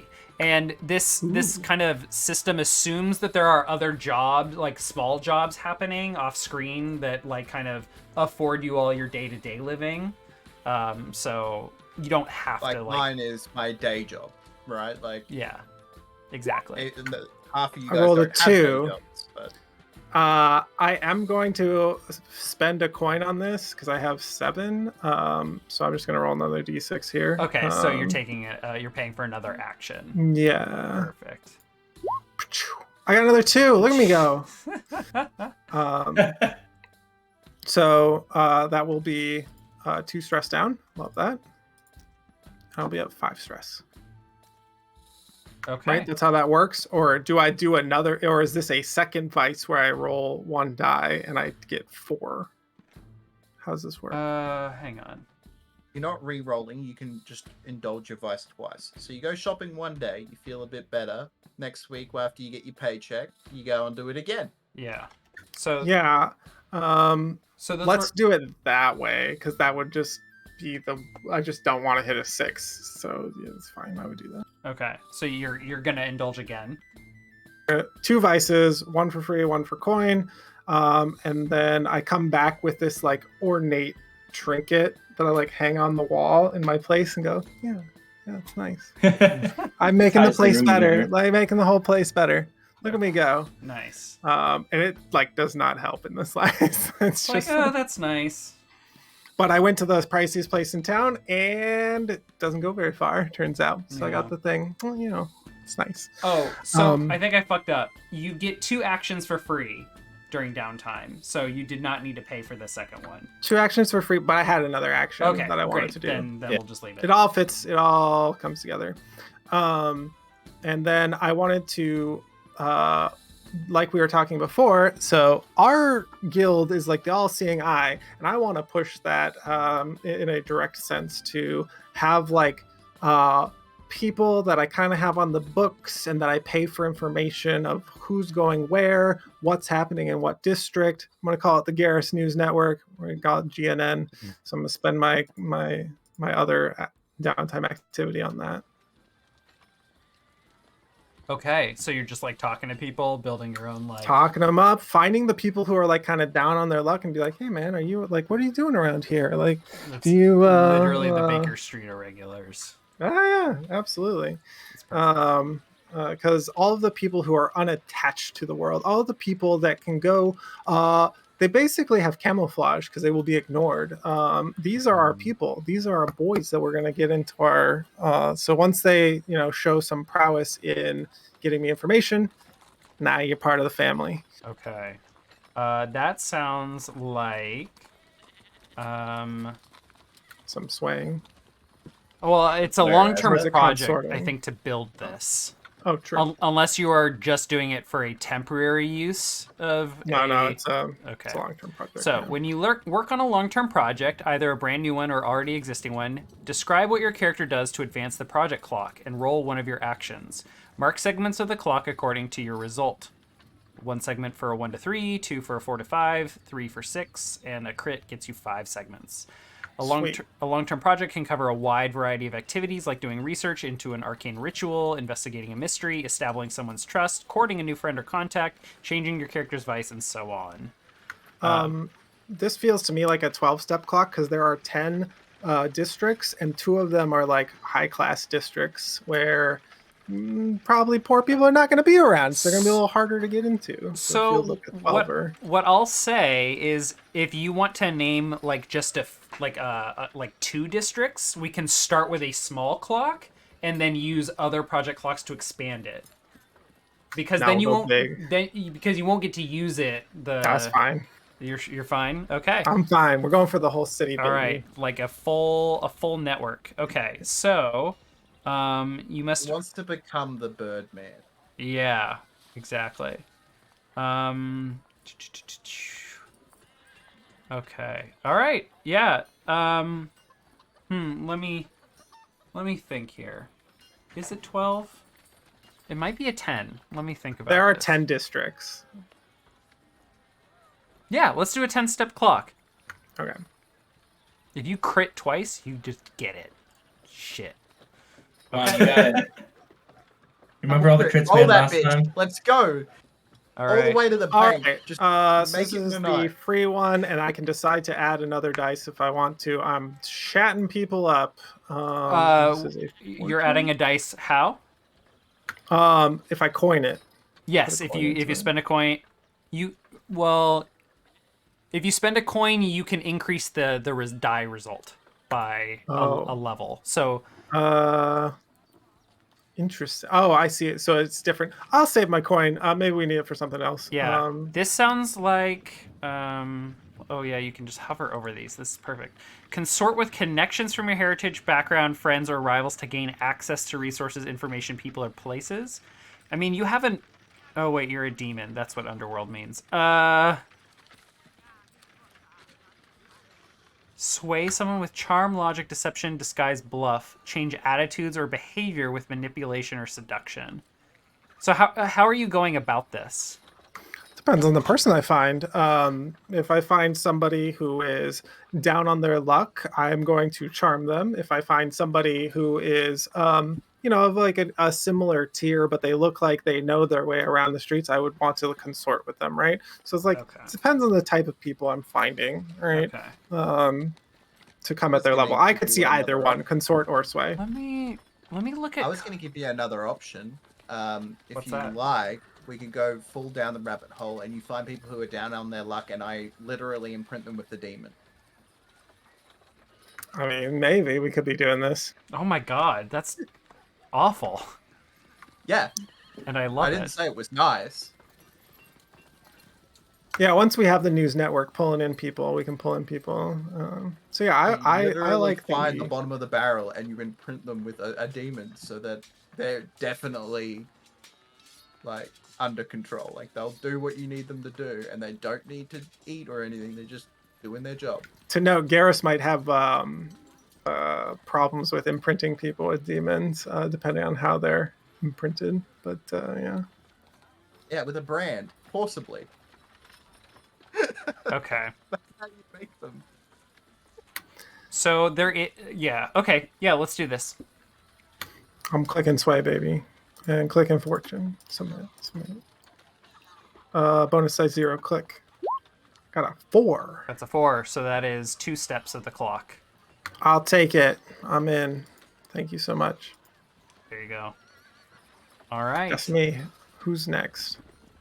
I think that's it. I think we're done. I think We have a Severian. Severian. Severian has Yeah, I one still more. had. So, I mean, we've only got 3 heat left. I was considering trying to reduce that, but I think 3 is probably fine. What do you guys think? Should I try I to? want that spice. Let's get that wanted level, baby. Well, that's where the fun starts. Once you get a wanted level, it's good times. All attention Maybe. is good attention. I just Yeah. want a wanted poster with my mask on it. Nice. That's all I want. That's my that's goal. dope. That's my whole life's goal. All right, so in that case, I'm going to train then, and I think I'm going to use a coin to train twice because I need 3 points to level up my resolve. Okay. But unfortunately, I can't just do it in one. Yep. But I want to. So yeah, I'm going to spend the coin, do that, and then So you I'm gonna put yeah, perfect. When you train resolve, you get 2 XP, so 1 carries over. Yep. yeah. Perfect. So I'm gonna put it in consort, and the way that I'm like training is I'm thinking back to like all my old contacts, all my old what do you call it? What's the name of it? Confidential informant or whatever. Like all the people that I knew on the that I knew on the streets from back when I was an inspector, and I'm like making like one of those I don't know He's making a board little room black book. like I'm connecting all the dots. I'm saying, all right, this guy in this district hangs out on this street. I'm like, yeah, I'm putting together like a black book of all the names and stuff. Mm-hmm. And then all the people that I know that I'm friendly with, and then I'm doing the same thing with like all the people that hate me and that I know maybe I know dirt about them or maybe I want to get rid of them. Just I'm like starting to try to mentally put together like this network of old people that I could potentially abuse now. Oh, Yeah. You're leaning into the like. A little bit. I just feel like it's a justification. Like, how do you train consort? Like, how do you train having contacts from back in the day? Yeah. I mean, maybe I'm hitting the streets I and like just that. like shooting Yeah. the shit with them. Well, right, But- because you were an inspector, so you kind of were doing this for the church, like in your job, and now Right. you're doing it like just for your own. Yeah, I realized like, hey, these people all still know me. I mean, Yeah. I was also kind of thinking like, I didn't have an alias because I didn't really want one at first, but maybe some of these guys that I like, some of my old contacts would know me by a different name. So I got to think about that a little bit. Yeah, and we can always kind of like flash back and say like, this is the moment you established a new Character new name. development. Yeah. Yeah, exactly. Oh yeah, or maybe after A name. maybe after the recent stupor, I realized, hey, these guys all have like these cool aliases, and I'd be missing out if I didn't have one. So I don't know, one of those two, but I'll think about it. So you are working your way around talking to like some criminals or former criminals, you know, people that were on your beat when you were an inspector. maybe repairing some reputation, maybe advancing Yeah. the reputation you had for being a little scummy, because there was that jailbird Harker who you kind of fucked over. He Yeah, I bribed you, and definitely you fucked did him not over. look the other way. What was Harker doing? Do you know?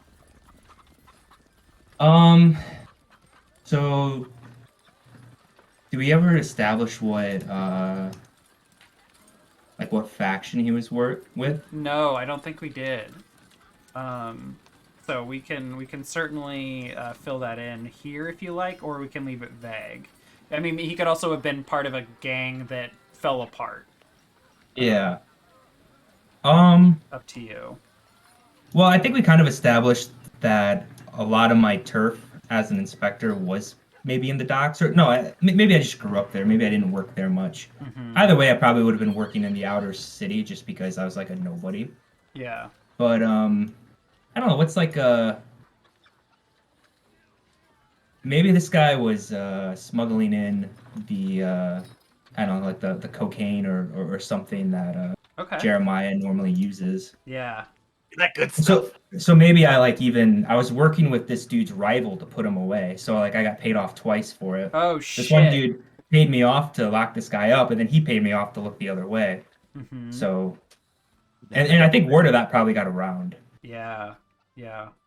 So, I think you're like making your rounds, you're talking to people, and you connect with someone you've never seen before, and like you do your little elevator pitch to them of like, hey, I'm like building my network or whatever that looks like, and they just like stand up from their seated position, hand you a letter. uh I mean, it's almost like a you've been served. They don't say anything though. They just like Oh. shove a letter into your chest and walk away. Is there a Um, black hand painted on it? no, there is not. There Good. was Harker a black hand? Is that a faction? I was just thinking of like the Italian. Yeah, so the Black There's Matt. Hands, they are a faction. I think that's what they're called. The coal miners, right? Yeah, they're a group of former coal miners turned to crime when their services were replaced by arcane utilities. So yeah, they might have been a new faction at the time when you put Harker away. Yeah, maybe like however they're smuggling goods in was in like an old abandoned like Yeah. I don't know like Yeah. route or something that they'd bring stuff back from. Yeah. So Yeah, I mean that works. yeah. So I think he like this individual. Maybe I said they didn't say anything. I think they say once a cop, always a cop, and they just shove this letter into your chest, and you expect like. Given who it's from, you like have to look this over again because there is no Black Hands symbol on this letter.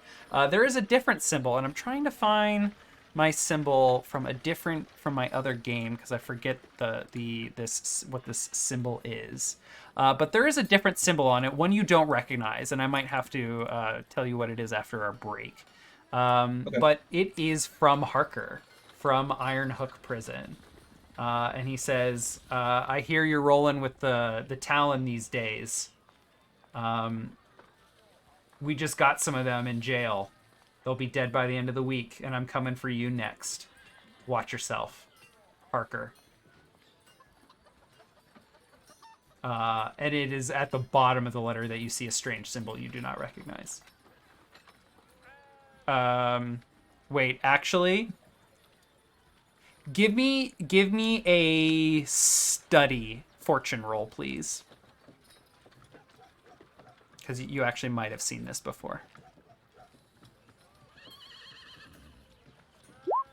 Oh Wow. Wow, that's a 6. Unfortunately, not a crit because you have 0. Right. Yeah, you have seen this symbol before in the Vale. Your night market vice area. You're not quite sure like what it represents or why it was in there, but you do recognize it from there. Perfect.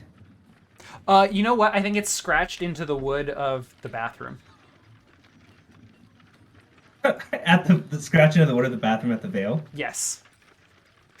Precisely. I like have like just a memory of like being completely out of it and just like, my vision kind of comes to as I'm in the bathroom and I just focused on this symbol and it starts to materialize in my brain and I recognize it.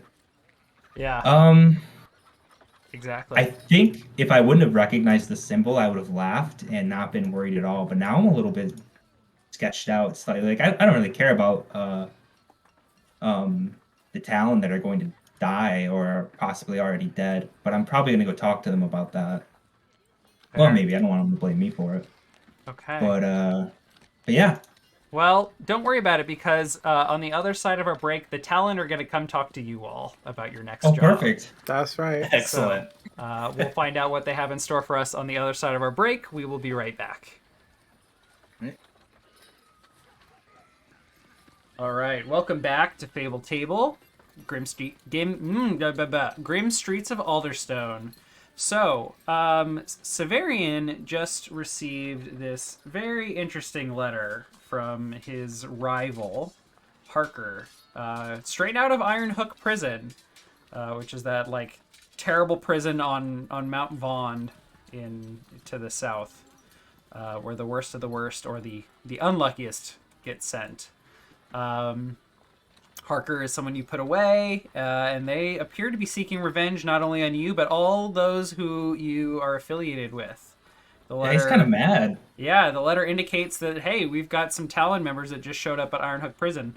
They'll be dead by the end of the week, and you're next when I get out.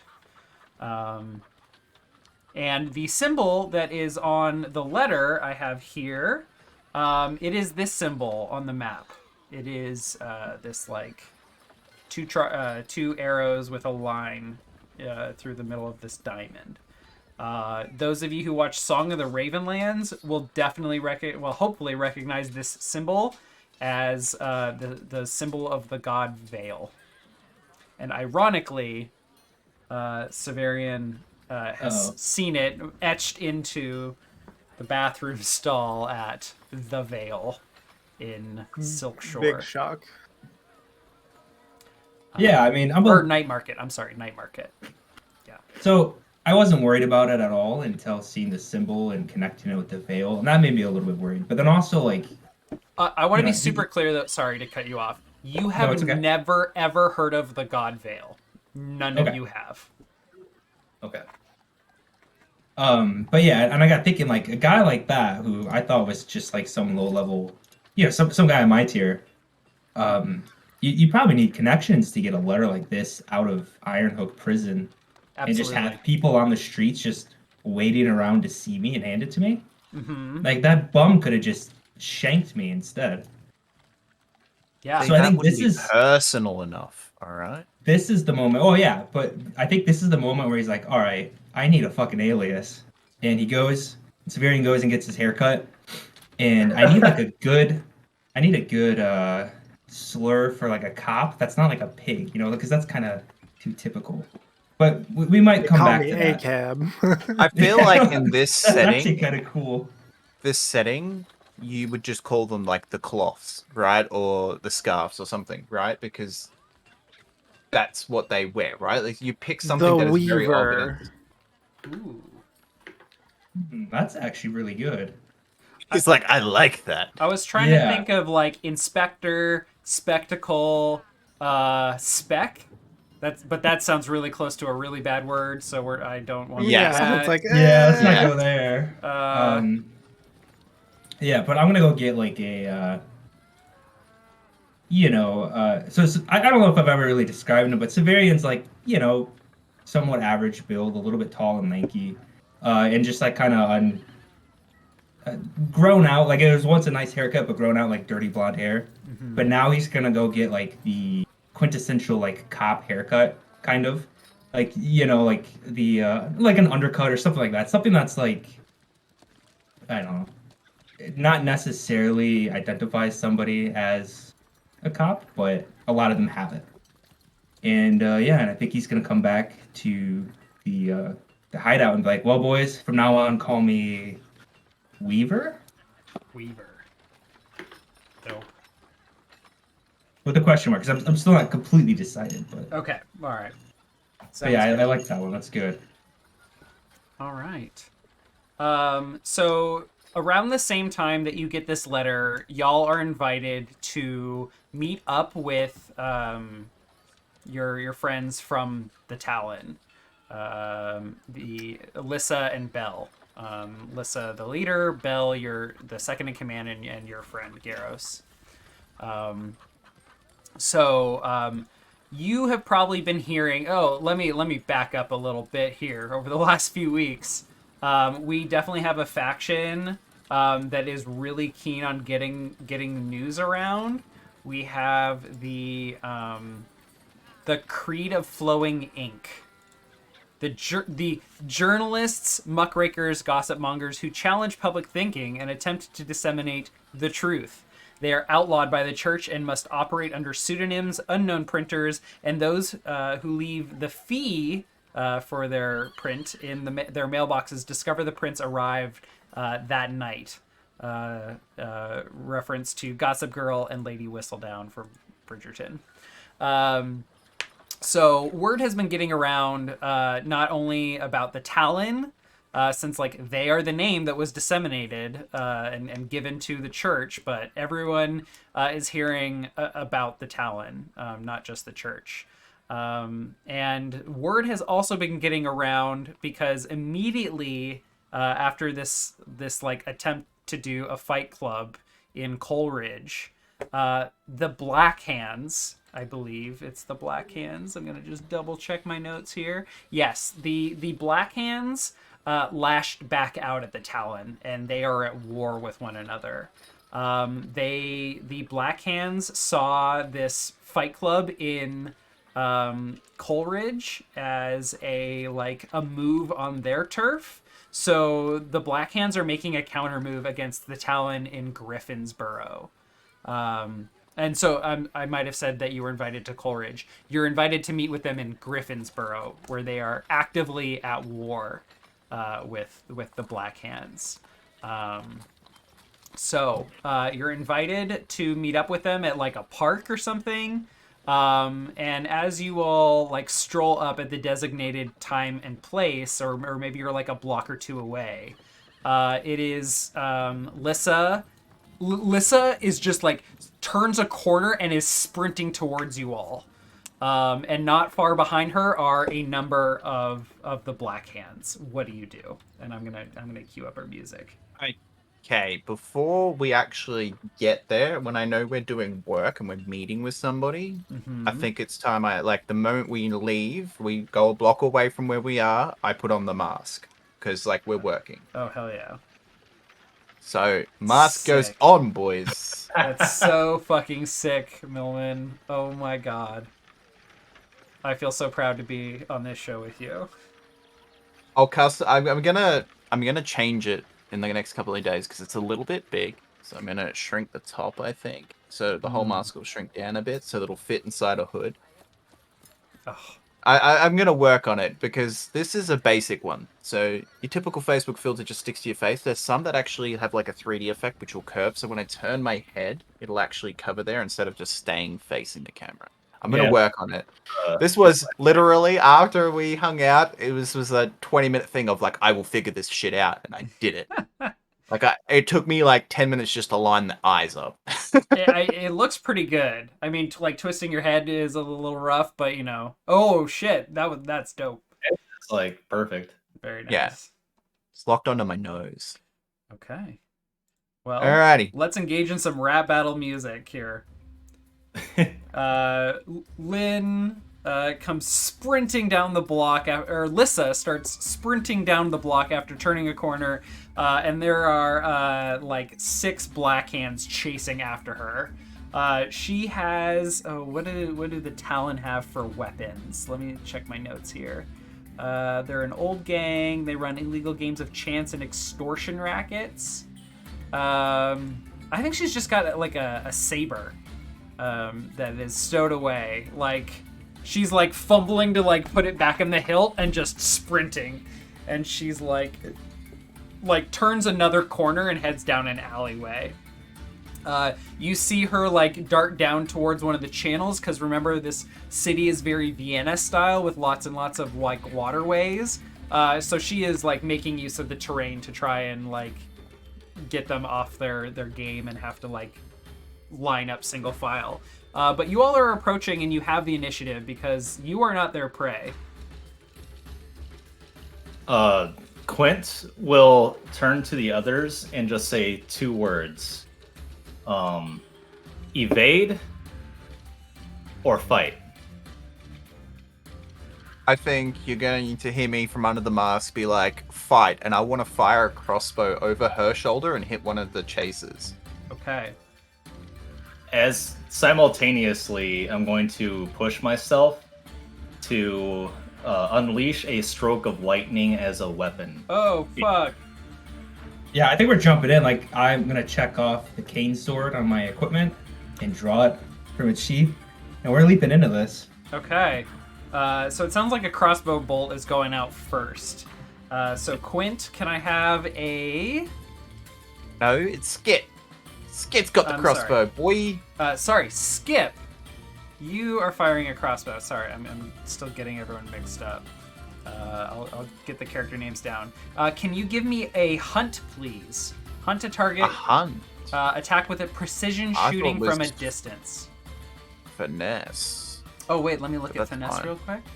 I thought finesse was the one. Maybe I was looking at hunt. Finesse is like the pickpocket, misdirection, Yeah. sleight of hand, handle a All right, vehicle. so a hunt, A hunt roll, please. risky, control, desperate, or fortune. This is going to be risky standard for the moment. Okay. No, you know what? I established that they are not like focused on you all right now, so this is controlled standard. Okay. Okay. Die. I'm gonna. Can I push myself for 2 stress? Yeah, you Or is can. it 1 stress? You can take 2 stress to give yourself a die, or if someone else is helping Yeah. you. I would use my action in this moment to help you. How are you helping? So I tell him pick off the one in the front to get him to trip and fall to like knock over the other ones, and I'm gonna go Correction. try to cut off Lissa. Okay. Like after, like here we go. That doesn't sound like you're helping him specifically. You're just like, yeah, that one, and running away. Well, I guess what he could do is, since we're walking down a street, he could push somebody out of the way, giving me clear shot. That would work. That would count, certainly. All right, I will mark. I got some you. stress. I got you, homie. All right, take 1 stress, Garrow, or Lips, excuse me.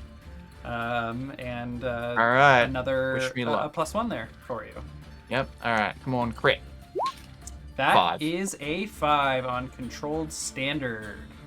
Let's see. You hesitate, withdraw, and try a different approach, or else do it with a minor consequence.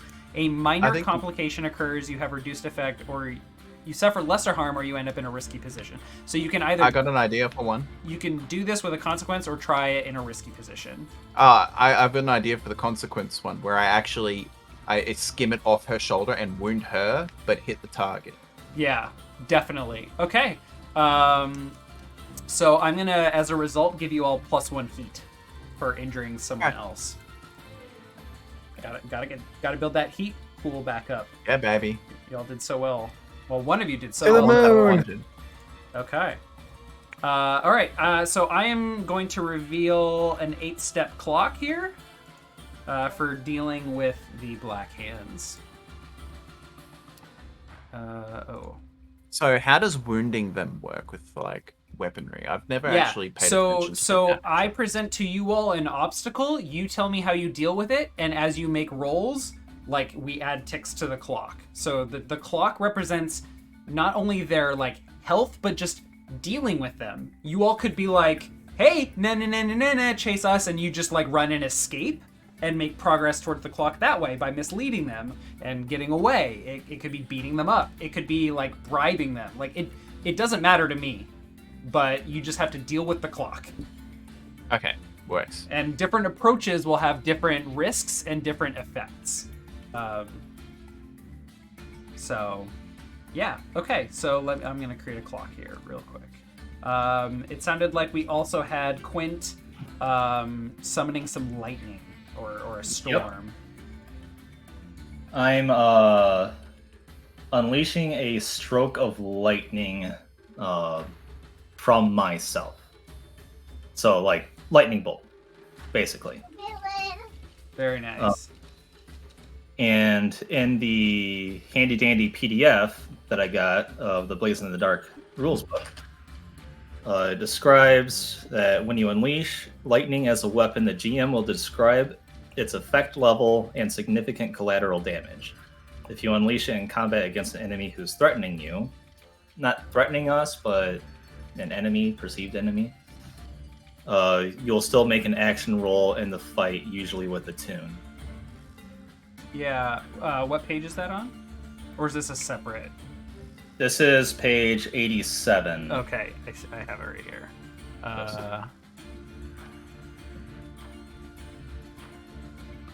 Yeah, you still get the normal benefits of pushing yourself, +1d, +1 effect, etc. So I was correct during your downtime action to give you that.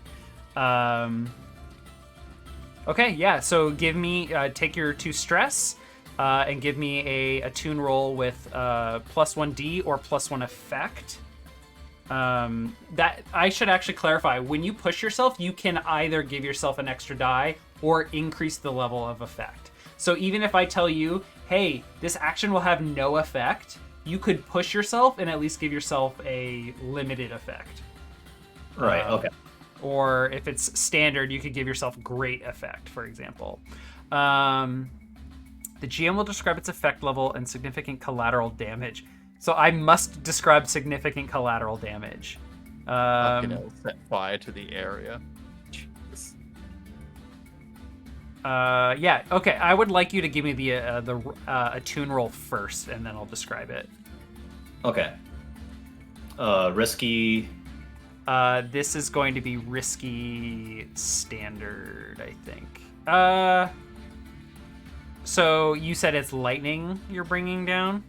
Yes. I'm picturing it like emanating from my person to the target. I think this is risky great because they showed up in metal armor. I think no, I think they're in leather armor. Okay. Metal weapons. But they have metal weapons, so this is risky great. Okay. Yeah, let's say risky great, and you get 1 bonus die from pushing yourself. Okay. Bonus dice. 1. Submit. That is a 6, and you have great effect. So, risky great.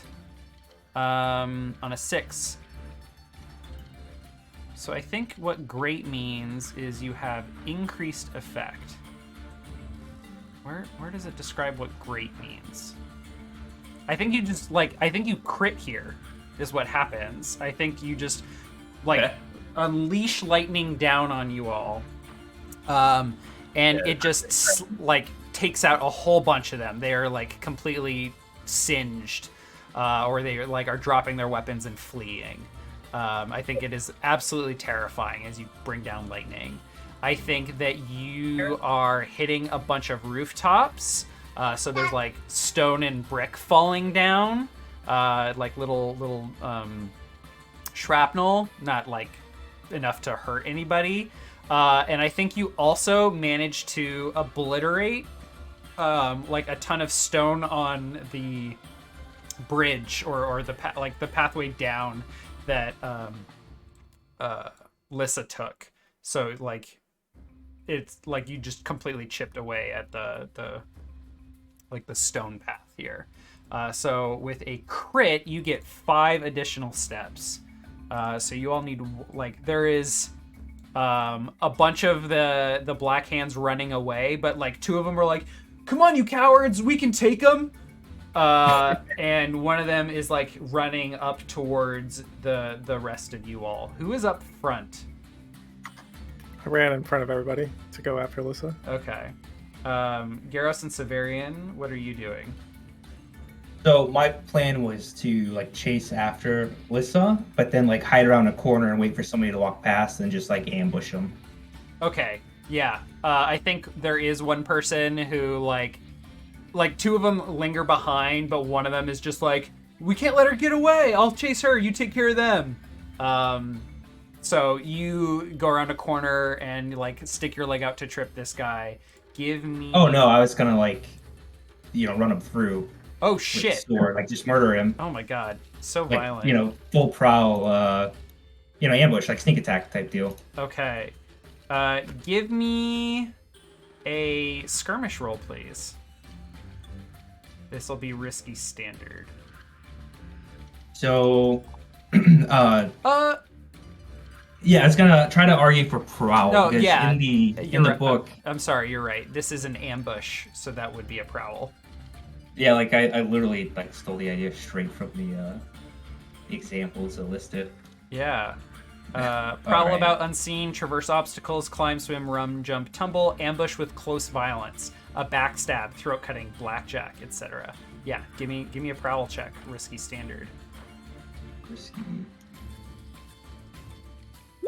That's a 5. Okay, so that is going to take care of 2 ticks.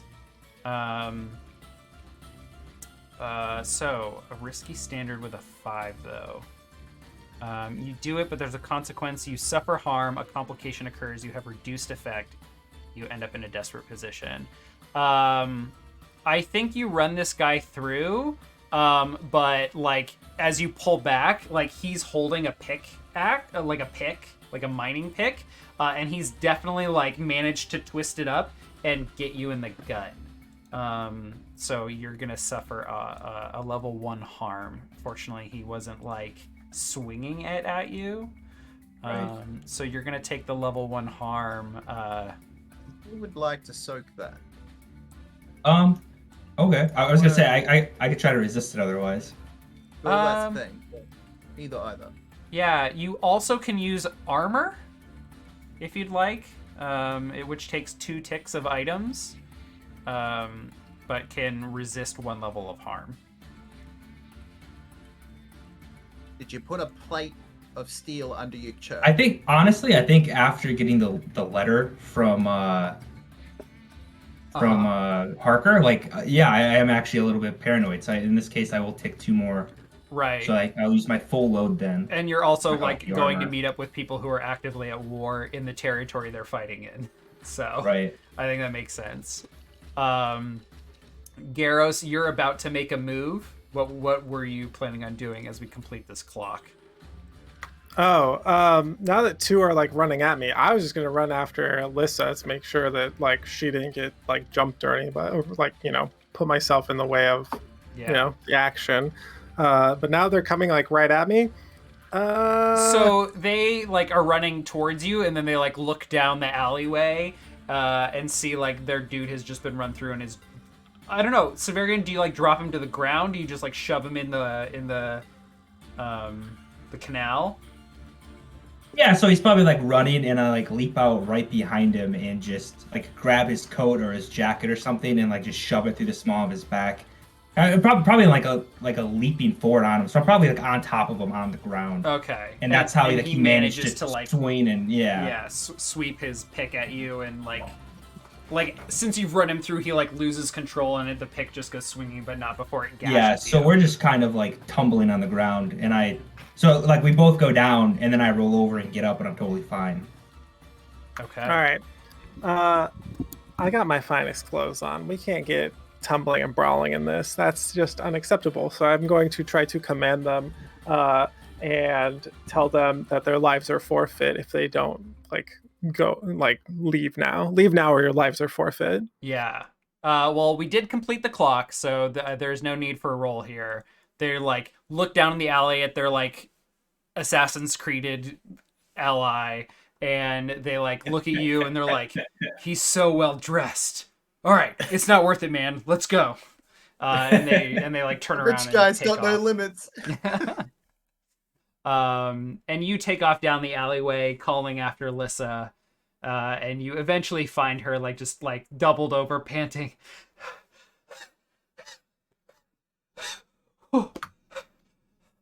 What happened? Are they gone? Oh, Yeah, they are. Well, oh. 3 of them are permanently gone, but good. Oh, I haven't had to run like that in a while. Whew. Oh, thank you. Oh, just breathing like this, it's making me dizzy. Oh, oh, and that's Nick talking. Oh, fuck. Oh, fuck. Yeah, take a moment for yourself. She's like, did you, did you get a hold of, Belle? Do you know where Belle is? Haven't seen her. We only saw you turning the corner when we Okay. were supposed to meet up. I think most of them chased me. Hopefully Belle's taking care of the few that went after her. Oh, phew. Where's the safe house that she's running to? I'll take you there. Follow me. You should take us to like a midway point, or so we would be able to intercept Lissa if she's in trouble. Good idea. Okay. All right, let's go. We'll go set up an ambush. And she like begins leading you all through the city. Before I go, I'm tossing that body in the canal. Nice. Like any bodies from people, they're in the canal. I'm probably checking their pockets for money, and if they have money, I'll take it and then throw their body in the canal. You fucking shot me, and now you're throwing a body in the canal? Who the fuck are you? You think that mask makes you look fucking cool, you little asshole? You little shit? You know how long I've lived here in Griffins-Boro, and I'm just getting shot in the shoulder? You see this? What are you gonna do about this? How are you gonna make this right, you motherfucker? I don't deserve this. I can burn it shut for you if you like. Fuck off. Get the fuck out of here. And she walks away. Love that. All right. You all make your way towards an ambush spot that Lissa thinks will be the best fit. But you turn a corner and there's Belle, and she basically is performing the same move as Severian. She just like waits for someone to turn a corner, and she just like smacks the guy in the head with a club. And he just like does the whole like flip 180 and tumbles over himself, and he is just out cold, teeth falling like dice on the ground. Oh, that's horrifying. Thank you. Oh yeah. And she just like and like puts it over her shoulder. She's like, I'm good. Let's get to the safe house and talk. And she begins... Ooh, free body, Millman said. No, he's still alive. He can Gonna keep collect his going. teeth. No. Oh Jesus! What kind of a campaign have I started? I'm terrified. You let me go It's down perfect. this dark rabbit hole. I'm going to use the rabbit hole. But no, I don't need any of That's those. fair. I did create this very terrifying, very dark in this world. Okay, so Belle begins to lead you all in. She like gives you a very kind hello, Garros. Hope you've been doing well. We've been busy. It's been rough times, but yeah. Yeah. I understand. We're here to help. Yeah, excellent. And you all begin to head towards the safe house. But Lissa holds you back a little bit there, Skit. Can I talk to you real quick? Yeah. And she like walks behind the corner and kind of like eyes the rest of the party as they kind of shuffle on after Belle. Just come over here. Yeah, I'll obviously get closer. You're the wrong person. I don't want to talk to you. Quint! Get out of here. I like stop like half a block down. What? I need to talk to you. It's the mask. I thought you were Quint. Sorry, Jeremiah. Get the fuck out of here. That thing's creepy as fuck. All right. Quint will walk back and kind of like keep checking over his shoulder at the others that are running ever further away. What's the matter? Hey, you do the shit with the ghosts, right? The shit with the ghosts, I guess. You can like exorcise ghosts, right? Yeah, I suppose that would fall under my purview. Yes, I could. All right. How much for an exorcism? Like, do you hunt ghosts? I do hunt ghosts. Okay. Yeah. I need you to track down and take out a ghost for me. Okay. Yeah. A name. Yeah, I got you a name here. Just let me look at my notes here. Rorik. Do you know Rorik? Not off the top of my head, no. Description? Yeah, he when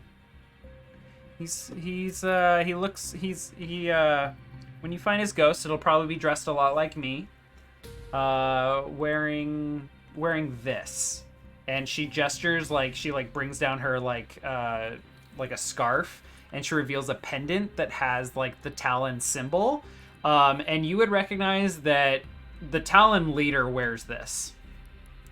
Like whoever leads the Talon is wearing this. And she, you probably have heard, Lissa recently came into the leadership of the Talon when the previous leader, Rorik, died under mysterious circumstances. I see, a little bit of cleanup. I'll pay extra if you never say that again to anyone. I think we have a deal then. Okay. Yeah, you track down Rorik and let me know when the deed's done. And you'll be taken care of.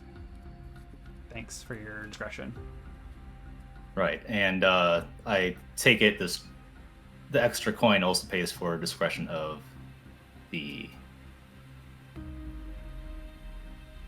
what you're wearing around your neck.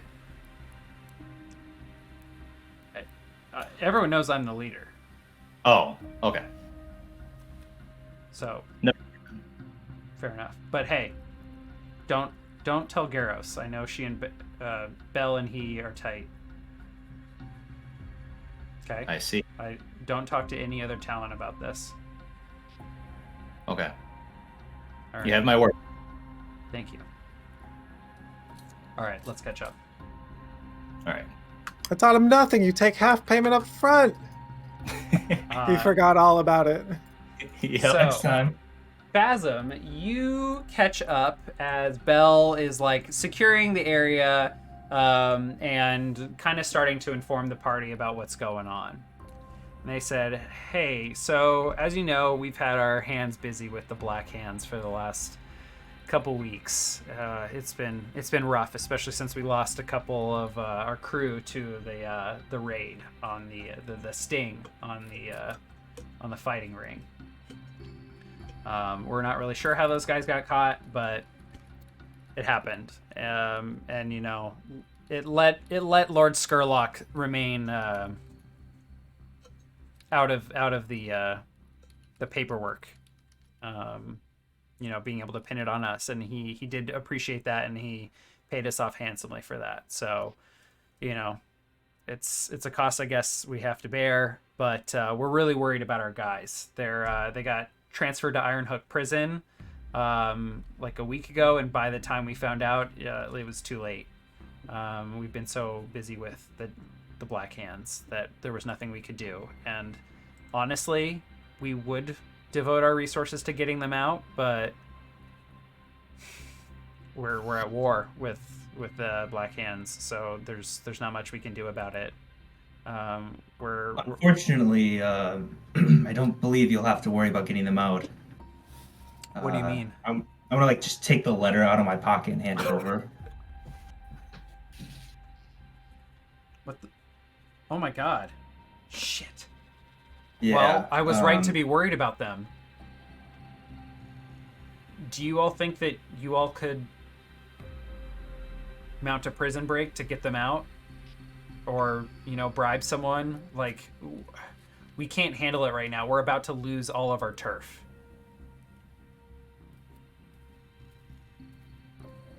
How important are these people to compared to losing your whole turf? Belle kind of looks at you and like looks down at the floor, like at her feet, and she's like, Garros, one of them who got caught's my little brother, Andy.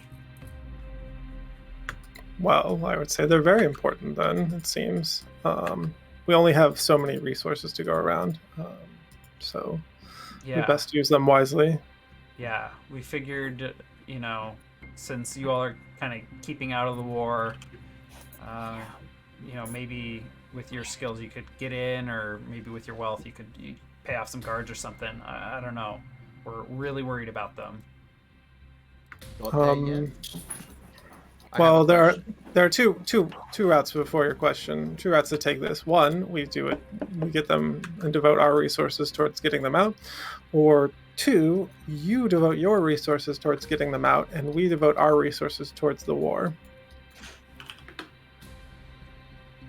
You were saying, Skid? Have they made it to the prison? Yeah, last we heard, they're at Ironhook Prison, and it sounds like whoever this Harker is knows that they're there, and that you're affiliated with them. Here's the thing. When I know, Like, I just put my hand up, like, shh. We're going to the prison. Okay. Like, I'm just like literally finger up. I'm like, we're going to the prison. We're solving we're killing two birds with one stone. We're going to the prison. Thanks. We're not equipped to handle demons, and we hear that they have a number of like demons at their disposal. That is perfect. Yeah. So, and we know Griffinsboro. We can defend this probably better than you would be able to. I mean, it's your home turf. If we're talking about, allocation of resources, she looks at you again, Garros. This is our best play, but I totally get if y'all don't want to do it. And Lissa, it's like, we really need your help here. And we would be severely in your debt if we make it through this war. And having our guys out of prison would certainly help turn the tide. We are here for you like you were here for us. We will be happy to look into this, and we can discuss the outcomes later. I look at the crew to see if there's like nods of like, yes, yeah, we're good. Yeah, I'm kind of like, I would say that Skit is kind of like fidgety now. Like, he wants to get moving. We're going to make it to the prison before they actually get ticked in. Like, I have an idea. They are already They're at already the prison. They're already in. Yeah, they're that's what I in. mean. But they're not going to be let out to be murdered. Oh, out yeah. on Oh yeah. Okay. Right? Like, we're going to get there before it becomes too late. And then I'm not showing up to a dead body. I want to kill two birds with one stone, and it's going to be delicious. So, like, we're We good. killing Harker too. I have a worse thing than death. Good. Oh, Jesus Christ. Well, boys, looks like tonight is going to be a jailbreak. Let's do it. Okay. That I mean, unless there's other questions for them, I'll kind of give you like a little bit of a rundown. In our cast chat, we just got linked Jailbreak by Thin Lizzy, which is awesome. Hell yeah. Perfect. Yep, I was right there with. All right, so let me go over some information. Ironhook Prison is to the south here. It is way outside of town. There's basically one road that leads out there. You like get about like a quarter of the way up the mountain and you're at the Ironhook Prison, and then you keep ascending the mountain up and up and up, and you get to Vond Castle, which is where the Rust Prince lives, and supposedly, like, rumors are he experiments with demons up there, and like he never comes out. Like, he's been seen a handful of times in Alderstone over the last like century since the Blood Mist appeared. Like, he is stuff of legends. There are people who don't even believe that he exists, other than the fact that the church that runs the city, like, they decree stuff, or they act on the Rust Prince's decrees. But there are people who just think like he legitimately just doesn't exist. And is a thing of legend. And in fact, you don't know. Like, you've never seen him in your lifetime. Ironhook Prison is a metal fortress where the worst or most unlucky criminals are incarcerated. The poorest are forced to work in labor camps. Though demons and undead have been replacing even their ability to make the prison some profit. The most well-connected prisoners manage a comfortable stay and may even continue to run their criminal enterprises from behind bars. There's a lot of stuff that comes and goes from the mountain and from the prison because there are so many criminals in there. That's just like a little bit of information. They give you the names of their three. I think it was 3 people you all knocked out, right? Knocked out 2, but I'm sure there were more people that got caught, right? Can be so right. I think there was one other person that got caught. Well, there's a dude that was like attacked by a demon or something. Yeah, he got roughed up and left for dead, basically. So I think it's 3. The 2 you knocked out, one of which was Andy, and 2 others. We knocked out 2, and then the demon ran his fist through 2 people. He threw one across the room, right? One was a summoner. Well, he killed his captor, and he also killed a guard. That guy's just dead. Yeah. But then there was the guy that was standing right next to you all when you caused all the mischief. So and he got attacked but not killed. Okay. So they are in Ironhook Prison. So that's kind of the rundown, but this is also, I know the game encouraged us to like come up with a plan, but there is also some room for legwork, some other information gathering, if you will. But let's really try and keep the planning really short, and just like throw out some options, pick one and go. Because again, this game really encourages you just to go with it and use those flashbacks, push yourselves, use your allies, that kind of stuff. So for like legwork, that's yeah, go for it. So since you were once one of the cops, you can use a connection to get us some prison guard uniforms. Yeah. Silver Tongue Brodsky, he's going to help us with the escape plan by organizing like the bullshit paperwork for them to be taken out. And then we're going to need something in the middle to deal with trying to isolate, 1, the guy that threatened to kill you, and then 2, we're going to get those guys out, and then I'm going to brand and make a demon out of the guy that wants to kill you. Oh my god. So just to be clear, like making a demon out of him, that gets rid of him, right? And he's just a vessel at that point. Because I don't want to like give him demon powers and then have him no. I don't want any hellhounds or anything like that, It's gonna be like a brutal scene of him. Essentially, like it's like the Viking eagle thing, but instead of killing him by cutting his back open and putting his lungs over his shoulders, we're branding him with a brand on his back, which literally takes him over. Right, like the same way lips would have been made. Right, like there's a brand somewhere on your body that gives you the occupation of the body. That's yeah. The other, like to add to this, the other idea I had is I could, along with using my connections or whatever, try to find like either one of the guards that's easy for us to bribe, so we could spend a coin, or finding like a like a shift detail or something, like find out a schedule, like when shift change happens or something like that. I don't know. The layout. So yeah, or the layout. Yeah, that'd be really good actually. Yeah. So that way we can have like an idea of where we're going. Yeah. I encourage you all to, like, if you have an idea, just run with it. Don't ask for everyone's approval. Just I love that. Like, especially in this legwork section, that will like give you information to help determine your plan. Okay. I'm looking at my character sheet, gather information. Is this also part of like scoping out the prison from the outside? Trying to use your skills, because I don't have any of those skills. Yeah, you're talking about like studying.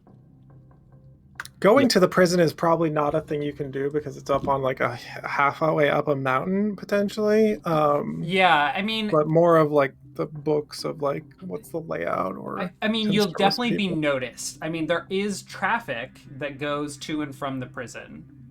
I mean, like they have a lot of prisoners, so they need a lot of supplies. So I mean, that is something you know. Another thing you know is, according to the Talon here, like they have demons as part of their guard. So that's something you know. You know that there is a Rust Brother presence, but that it is not all Rust Brothers in the prison, and in fact, most of the guards are just hired guards. Okay. Can I like use my spirit mask and scope the place out, and like the line that interests me is what echoes in the ghost field. Like, are demons really the only thing that's under their control, or do they have like ghosts and stuff like that that are hidden, kind of like as an alarm system or anything of that nature? Give me. Are you focusing on not being observed, or are you focusing on gathering as much information as possible? Like, what's your priority between the two? Walking around, there's like traffic. Yeah. There's like caravans, supplies being carried back and forth. Yeah. Granted, it is pretty dark, so if you just like cut across the plains at night. Right. I think he's kind of going with like, if they just see one guy walking out in a field, are they really going to think much of it? Yeah, that's fair. He's in the dark or whatever, and he's more focused on tuning to the arcane and seeing what he can see via his spirit mask and abilities. Okay, give me a study fortune roll, please. All right, study. I got one of those. Oh, that's the wrong number. There we go.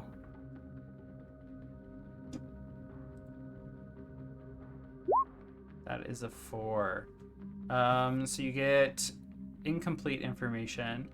You're not seeing anything coming from Ironhook Prison, but you are seeing like quite a bit of ghost field activity much higher up on the mountain. Okay. So perhaps we don't have to be too concerned about ghost stuff at the prison itself, but if alarms will probably be a timer. Yeah, correct. All right, so I think I have a plan to get us those uniforms. Ooh. So it's gonna be Sway probably, but I'm gonna hit up like the old like break room or like headquarter area, wherever as an inspector I'd go back to, and there's like a locker room there or a supply closet or whatever, and there's like this secretary there that's a little bit older, that we've kind of like flirted back and forth, but finally I'm gonna go back and put the moves on her, preferably in that supply closet, and then afterwards swipe everything we need and then get out of there. Mesmer So that's her. the plan. Oh yeah, perfect. Oh fuck! That's such an asshole move. Oh yeah. Oh, that. Oh, no. That makes me a little uncomfortable. Well, I mean, like, I guess I didn't think of it like that. Okay. I mean, you get to select it. Like, you may cause them to forget that it's happened, so you can be a little selective with what they remember and what they don't. Right. Okay. What I'm gonna make them forget about is that I stayed behind in the locker room, or the closet or whatever. Oh, okay. So that's the part they're gonna forget, not the whole. This is like, hey, I'm being awkward after the fact, and not like, yeah. Oh my god, I'm so hot right now. Hey, are those uniforms back there? You want to do it in that room? No, it's like. Yeah, I don't. Okay. Like she's on the clock, right? So we just gotta go. Yeah. Unleash the passions. So are you trying to be subtle about this by just like hey, I know you, like, are you talking your way into this, or are you like prowling? Like I show up and I say, hey, I gotta drop off, some old case files. Like, yeah, you haven't seen me around. I've been just super busy. I'm not worried about from like, hello, how are you, to the like hot and heavy, whatever. Like, we don't need to open, we're closing the curtain on that. Yeah. But like, curtain opens back up and there's like shirts being buttoned, skirts being like ruffled or unruffled. Like, how are you handling the like, I'm gonna stick around here? Is that like, so you're being here's sneaky, what it is, or you're just like talking smooth?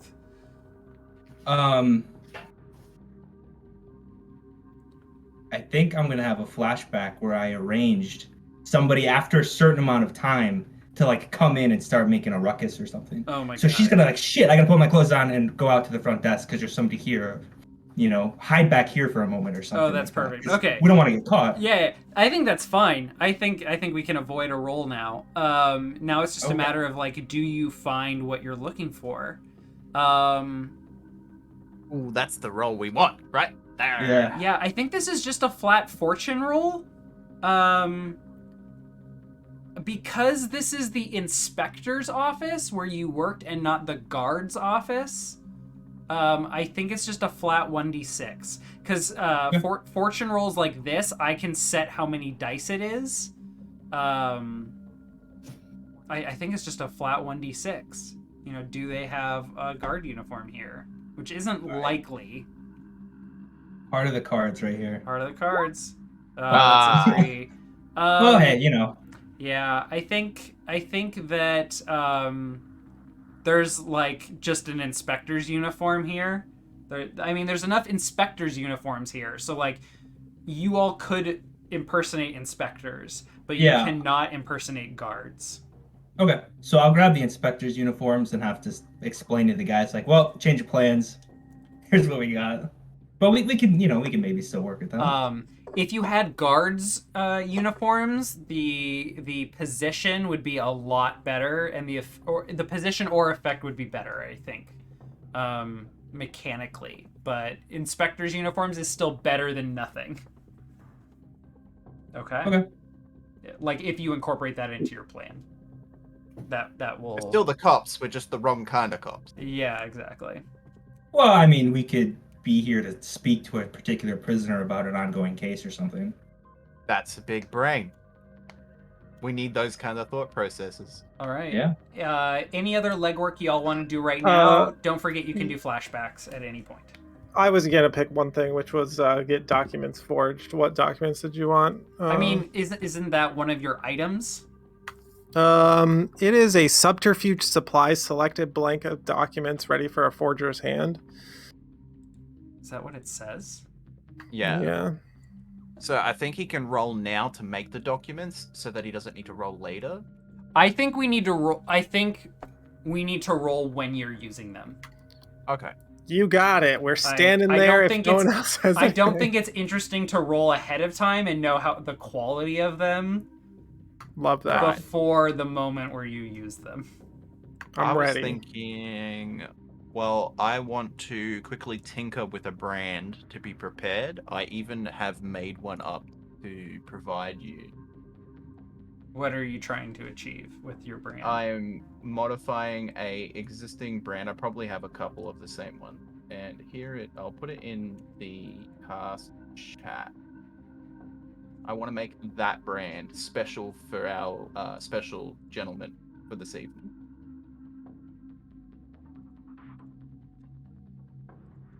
It has not loaded yet. Oh, I gotta. Oh, there it is. Okay. What are you trying to do with this? This is to possess Yeah, him, to possess- or allow Yep. a demon to possess him. a demon to possess him. Oh fuck! How do you know how to do that? That's my job. Like, I don't think we your job is possess to other allow things. demons to possess people. I think your job is to control demons. the way that we talked about it earlier is my job is we imprint on animals and other things, including people, to make the working demons. We make the brands for that task. I think. The way I'm not so much the guy with the whip, I'm the guy that breaks them. Interesting. Okay, I'm trying to upload this so the stream can see it. Let me just. I made it custom just for his logo. Download. Okay. And then upload. I was thinking if either of you boys that haven't really done Whoa. any pre-prep, you could probably find out where we need to go, because I have no idea the layout. So one of you could roll to get some like either study some old I documents or don't. something, get a blueprint? We can always do that in a flashback if we need to. We're gonna do that in a flashback, yeah. Okay. Well, I mean, if we're pretending to be inspectors, we're gonna have like a tour anyways. Yeah, I guess. Yeah. I mean, there's gonna be a point where we jump them probably. So yeah, we probably do need it. Okay. All right, never mind. So let's. You just got Epstein. It's fine.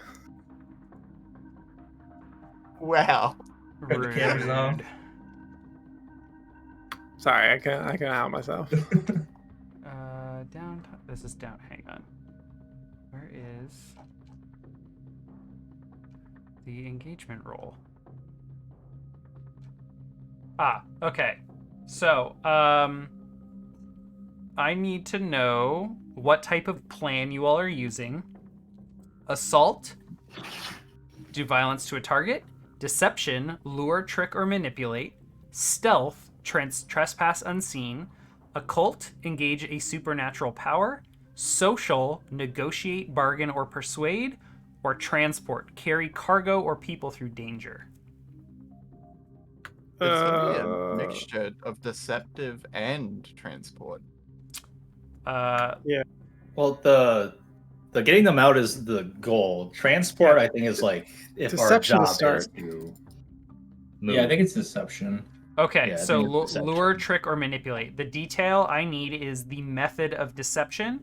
Otherwise, if it were social, negotiate, bargain, or persuade, I would need to know the social connection. It sounds to me like deception is a lot more likely because you are not actually inspectors, if that's the route you're going. You are manipulating and deceiving to make it look like you're inspectors. Right. I'm in. Okay, so the method of deception sounds like you're pretending to be inspectors needing to talk to someone. Who? Yeah. Who are you asking to talk to?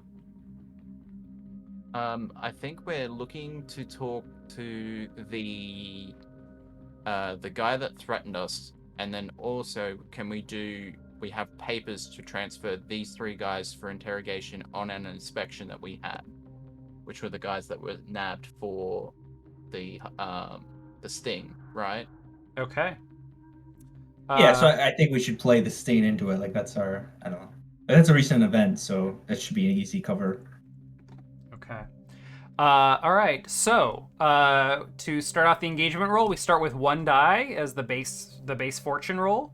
We add a die for any major advantage. Is this operation particularly bold or daring?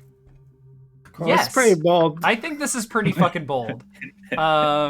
Does the plan expose a vulnerability of the target or hit them where they are weakest? I think it has a lot of potential to do that, yes. Do you have any friends or contacts that can provide aid or insight? The talent in some way. I guess I don't know how. I mean, they've told you what you're looking for.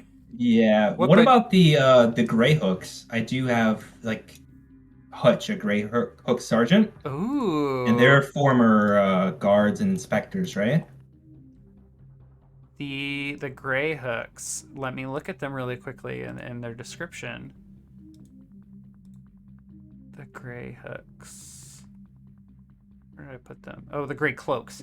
A crew of former Rust brothers turned to crime after being framed and expelled from the church for burning down a church building. Ness and Hutch. Yeah. Yes. I think that is totally possible. Okay, so that's 4 dice. District modifiers. We'll get to that in a minute. Major disadvantages. Is the operation overly complex and contingent on many factors? I mean, a little bit. Y'all are like trying to do multiple things at once. Yeah, we're doing 2 birds with one stone. It's like, hey, we're here and we want to talk to one guy is different than, hey, we want to talk to this one guy and also we need to inspect 3 other guys. Yeah, so like, are we sure we need to hit both of them? Like, I'm fine with leaving Harker for another day. I kind of want to do it while he's in prison, just to make, like, that's sending a message. Like, we can get you even on the inside. Okay. So I think we're down to 3 dice. Is the target strong against this approach or have particular defenses or preparations? That really depends on your paperwork. But I think it's fine. Are there any enemies or rivals interfering in the operation? The answer is yes. I'll just be blunt there. Is the target a higher tier? They are definitely a higher tier than you all. And Back down to 1. And the district is really rough. So I think you all like did really well in not making it like I mean, this is a very high tier target. This is a government prison up on a hill where like a demigod lives, basically, or a rumored demigod lives. Like a dude who's been alive for centuries and has a lot of magic. It's not bad. 1 die is better than negative dice. I'm pretty positive we're gonna have a wanted level after this. Fine. I think one thing we should be clear: we should try not to kill any of the guards here because, like, they're not ultimately our target. Says the player who has suggested killing like every other character I've put in front of him. I know, right? Are we offing this guy? Speaking not the player. All right, the character. Excuse me. Character. But right. You know. All right. Who wants to roll me the engagement roll? 1d6. I don't remember who rolled last time. Doesn't matter. Someone else pick it. I have the last roll on the screen, so it's not. Or Eric M does actually. Oh, I'm in. You can blame me for everything. I will be the face of the party, standing there with documents. Click. That's a 5. Yes. Pretty good. Let's roll. Okay. All right.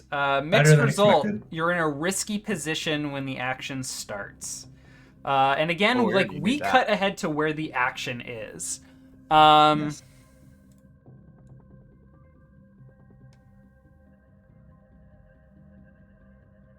Where does the action pick up? Let me look at my notes.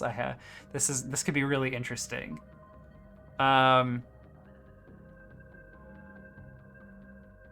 Oh fuck. Okay. Are we just gonna jump right into it? I think we're gonna jump. Let's do this. Right fucking into it. Like Yeah. Okay. So you all arrive. Oh, I need to move maps. So I've got a map prepared. Oh shit. Oh boy. This is.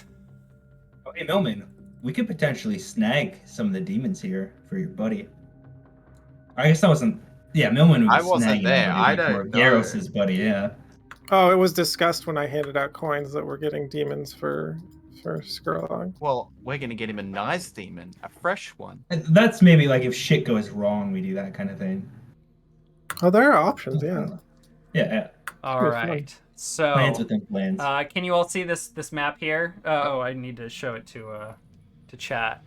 Okay, so you all arrive at Iron Hook Prison. You follow the long road out of town, and you arrive at the building, the structure. I've kind of illustrated like that the road has 2 directions, one that leads back to Alderstone, one that leads to Vaughn, and the rest Prince's Keep. I have a little reference image down here for kind of like some of the look of the building, since I've drawn it extremely crudely here. But all of the kind of rectangular shapes of the building are the actual structure, and then the 2 circles that say isolation are in fact these kind of like little round structures that have like a fence and like pie slices around a much smaller building. And what I didn't actually look into what those were in this image, but I believe they're isolation chambers where a prisoner is on their own, gated off from the others, and they are like in their own space and cannot flee. But this entire structure with the little Y, the double-sided Y, the 2 dots, and the little upside-down V, this is the symbol of rust. The whole thing. I love it. And it is surrounded by a large iron, rusted and barbed wire tall fence, and several guard towers labeled GT here. You all approach from Alderstone. You arrive at the gatehouse I don't know if you all came like with horses or demons or whatnot. We can fill in that. We can leave that as a blank space and fill it in later. But you all arrive. You submit. Really quickly, can I have everyone reset their items and decide their load? I'm going to go a normal load. And I always have document. And I will need someone to use like a forged document at this point. Oh, hey, that's me. Great.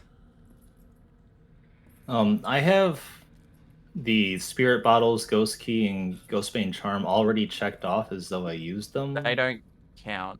So if they are the stuff italicized, they out- don't count. Okay. Okay.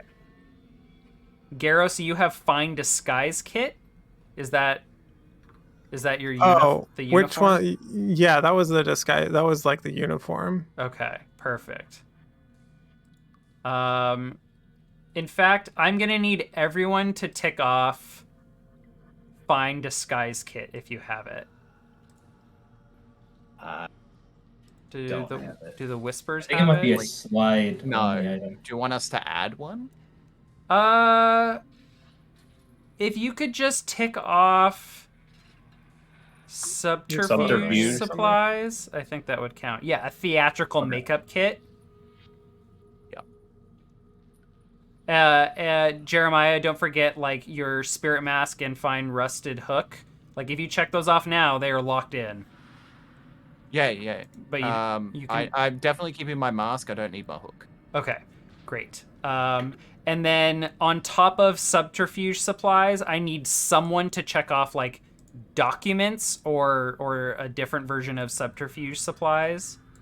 Okay, that's me. Okay, all right. So Garros is checking that off. So you hand those to the guards at the gatehouse here. They give them a look over. Let me move myself over to that map so I can reveal some prison guards here. Whoops. They take a look. They seem incredibly disinterested. And they they barely give it a glance over. Like one of you went and worked with your gray cloaks pals, and they were like, you need to be really careful because if you put too much on this document, they're going to be really suspicious. So here's the language you want to use. Here's the format. We know who is working, who has worked at the desk. This is the type of word choice they use. So if you want this to, and you just spend a whole day with them working on this and preparing it, and they just go, all right, cool. Great, go inside. It's overwhelming. I can't even read. That's really funny. And they point you inside. And coming out of the admin building here is a Rust brother. And is in fact the only Rust brother in that works here at the prison these days, and it is Rust brother Crockett.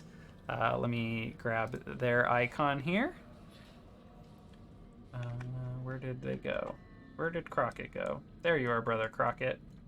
Let me put you on the map. So as you all are walking, you've been cleared to go through the gatehouse. You're ready to walk. So you move ahead, and there's two roundabouts. There's a roundabout in front of the admin building where wagons and carts can pull up and shit. And then there's a long one that goes around the admin building to the main entrances of the actual prison building itself, where they have doors for dropping off supplies, bringing prisoners in and out. You haven't quite seen that yet because you've only gotten so far as the admin building's parking lot, essentially. And a Rust brother who looks like he's in charge, Brother Crockett, steps out in a fast pace towards you all. Iron Brother Crockett, or Rust Brother Crockett, is an unsavory, greasy-haired scarecrow of a man with a handlebar and chin puff mustache. And you can just tell by his uniform that he runs the prison. And in his hand, he is in a Rust Brothers attire, which is kind of like a rusty brown and yellow cloak. And he has several weapons around his belt. Like, he hasn't drawn anything. He has a sword. He has a censer with incense and like a chain that's kind of looped up. He also, at his side, Jeremiah, has a really impressive demon brand. Like, it's a brand for a very large demon. You would recognize, like, you'd spot that right away, even through your small slits of your mask. And I don't wear my mask. duh. Oh, yeah. Fucking duh. And I see you've taken it off on cams. Excellent. So he is making a sharp beeline, fast-paced towards you all. And he's just like a creepy, thin-looking dude, but he looks loaded for bear. So any quick words or actions before he reaches you? I see him coming, and I'm like, alrighty, Silvertongue, do your magic. I don't even make eye contact with him, and I go straight like we're supposed to be here. Don't need to talk. We don't need his time. We don't need his business. We're supposed to be here. We're going to go interrogate a guard. All right, well, we're starting you off in a risky position. Officers, a word, please. Absolutely. What can we do for you? Welcome to Ironhook Prison. I heard that I saw that we had some arrivals, some unexpected arrivals, and I wanted to greet you all personally as the warden of the prison. I am Rust Brother Crockett. Perhaps you've heard of me. Crockett, pleasure. I put out my hand. We are here to interrogate some of the prisoners that have recently arrived. Fantastic. And he reaches out with a scaly hand with sharp-pointed like fingernails, almost claws, and he shakes your hand. And he says, did you introduce yourself with a name? I tell him, I actually didn't introduce myself with a name. Inspector Greg. I'll go with Mr. Hansen. I'll steal his name. Inspector Greg. A pleasure. And you. He moves on to you, Quint.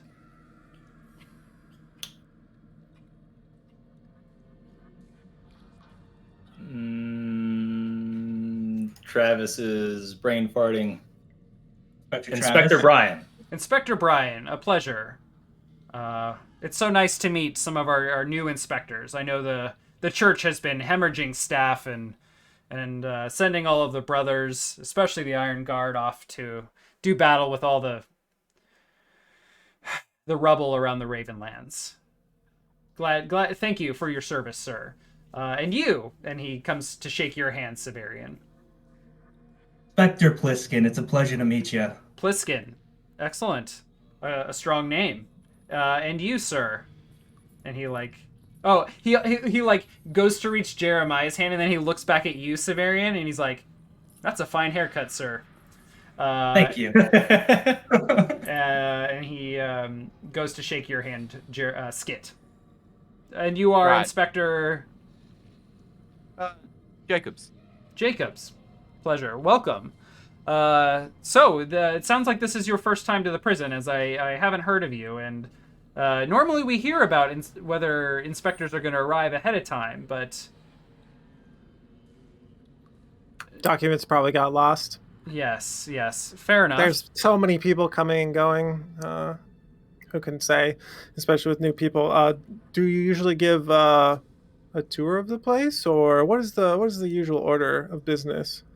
Well, I think that it's important to take pride in one's work. And also, we have some new things going on at the prison that I would be splendid to show you all. I think it's really important for our departments to be interconnected, building relationships. And it would be wonderful if you could report back to the inspector and magistrate's office what we've been building up here. I think it would be really good for morale, especially with everyone quitting these days or being sent off to war. Please do come with me. I would love to show you the facilities. Lead the way. I'm just gonna fucking go ahead and reveal like everything because I wasn't really expecting to, but let's just go ahead and give you all your map. So he takes you on a tour and is like sharing with you lots of information about the prison. So like, if you ever want to know where something is, we can do a flashback here and tell me what it is you're hoping, and he might have pointed it out to you. So in the admin building, they have officers with offices, their quarters. There are also kennels where they have a number of, and I'm just going to go ahead and reveal down here below. The hounds. Melded hounds. There are like a dozen of them. Whoa. Pretty. He also introduces you to a number of people who are described as handlers, and they are actively doing work with the melded hounds, like search and takedown like moves. And these hounds, they are like fused with different demons. So like some of them have two mouths, some of them have extra eyes, some of them have a huge snout or a huge jaw, huge ears. Like they're all a little bit unique.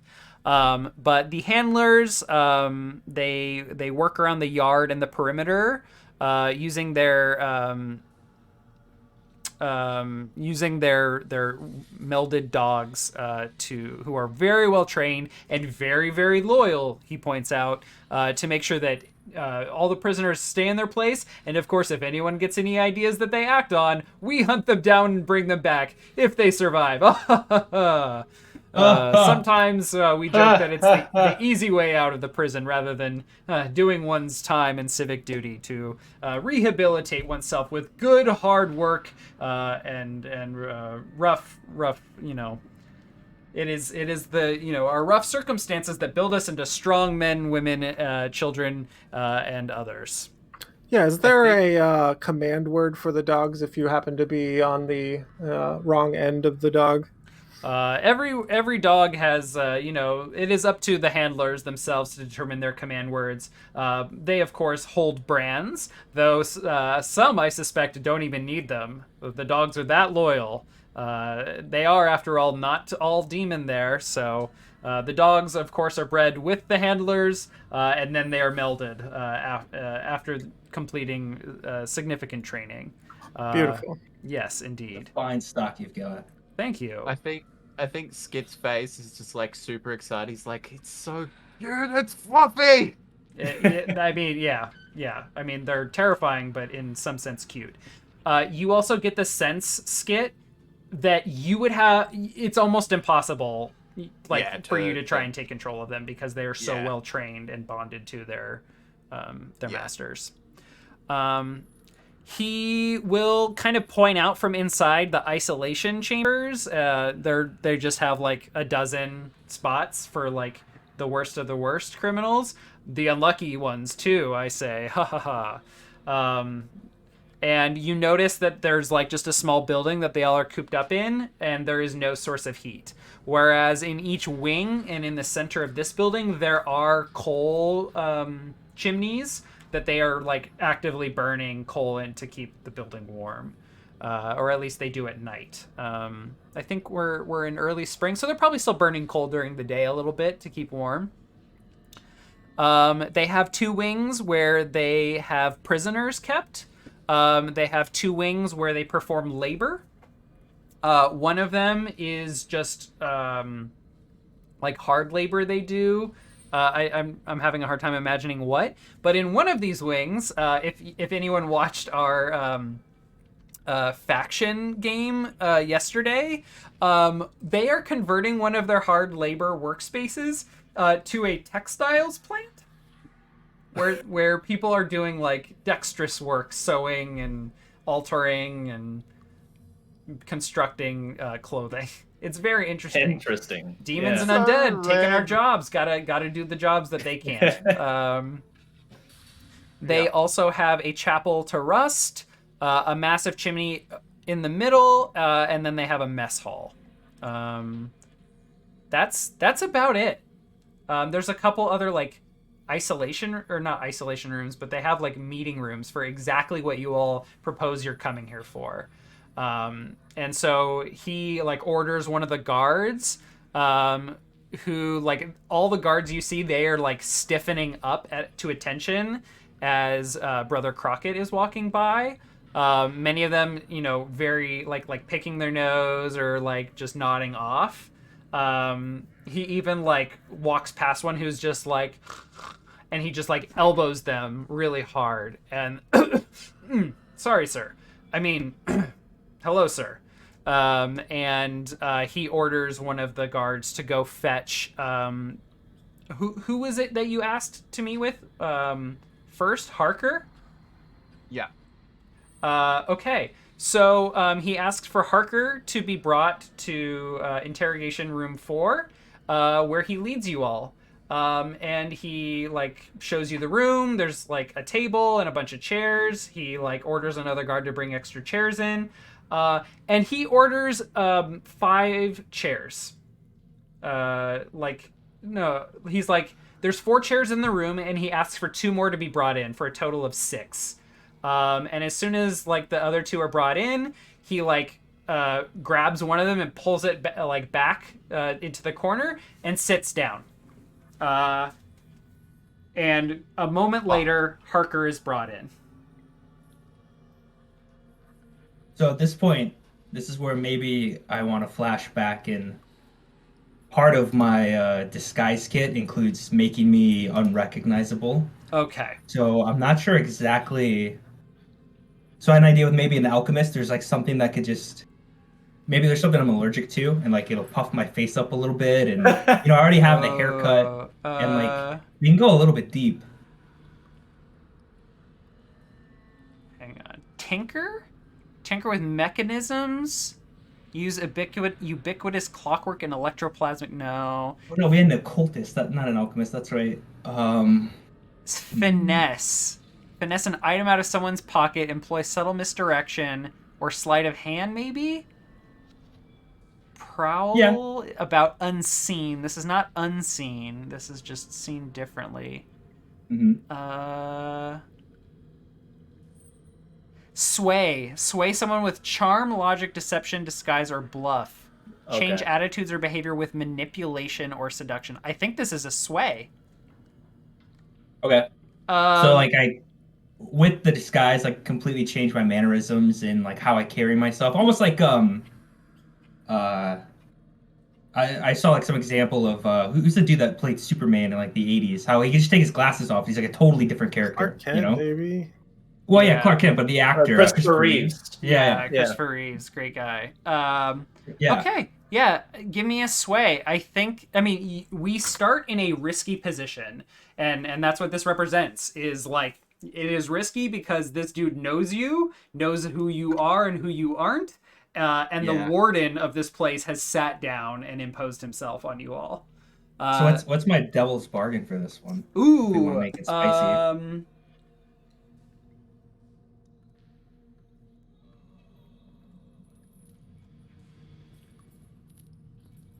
Ooh, let me look at my devil's bargain options. I can think of a funny one. What's that? That his face stays like that. Yeah. Okay. So, are you using like a disguise kit, or did you have someone like alchemically or magically change your face? No, I think.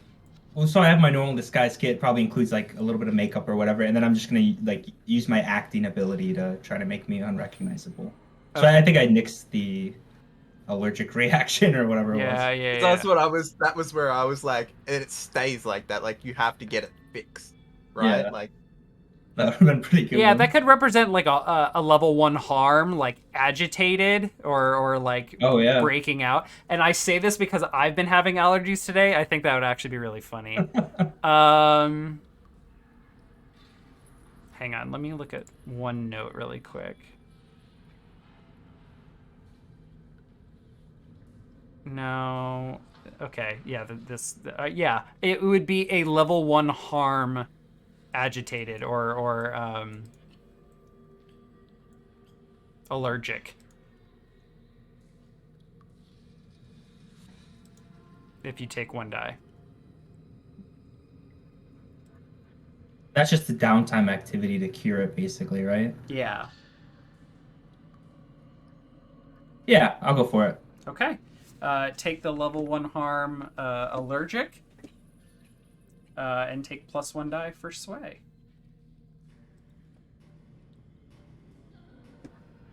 Is anyone helping here?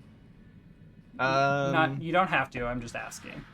I don't have No, like I'm a way to thinking- help, right? I'm good at it, but so I guess I'd help him. I'll take the stress and I'll help him. Okay, take Maybe you're like, anytime he goes to like really get a look and focus on me, maybe you just like snap his attention or just do something so he never really gets like a good look at me. Like you take all the focus. Where's the harm at on the character sheet? I'm not seeing it. Here, I'll add it. Underneath the stress. Oh, I see. Okay. Yeah. And There we go. I'm gonna say after this roll, but or no, I think it's once you fill up both of these. I'm gonna have to double check harm and the effects of it. It's either once you have a harm in that, or maybe it's both. You suffer the thing on the right, so you may have less effect, or you will have less effect in future rolls. Okay, so it was risky and then just risky standard, yeah. 1 bonus dice. Oh no, 2. Jeremiah, you took 1 stress to help, or 2? Took 1 stress. Yeah, 1 stress. That's right. All right, here we go. That's a 6. Nailed well it. Done. Good. Wow, that's a lot of dice. Yep. Okay. So you Does do he get it. XP because it's risky? No, that's desperate No, only when rolls. it's desperate. Ah, desperate. Okay, I'm with you now. Yeah. Risky standard 6. You do it. Okay. So Harker walks in and sits down. Like he's placed across from all 4 of you. You all have seats on this side of the table. I don't think it's a long enough table for all 4 of you to be like comfortably. Like one of you has to be around the corner or a little off the edge, or maybe 2 of you do. And sitting behind you is the warden. What do you all want? Inspectors, huh? Must be something important going on.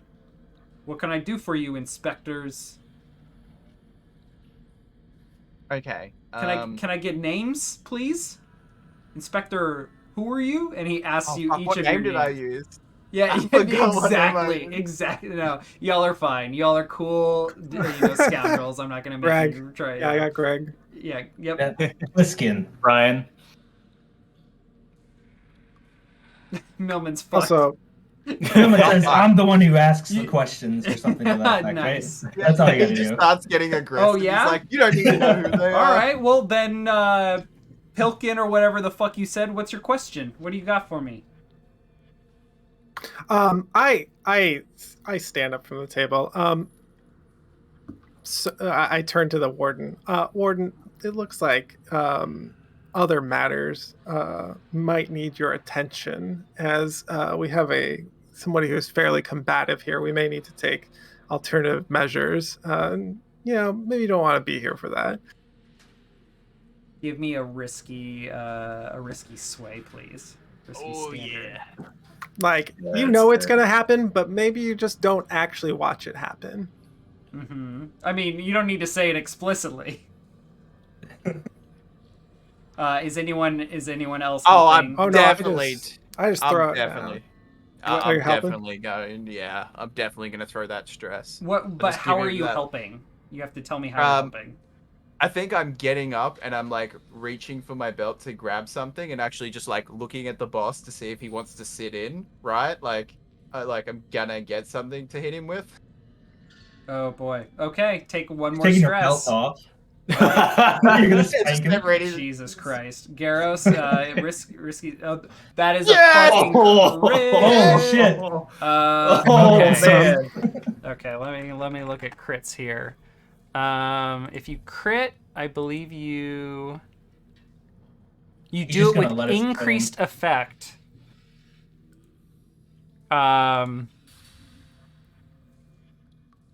Yeah, he just smirks, and he says, "Very well."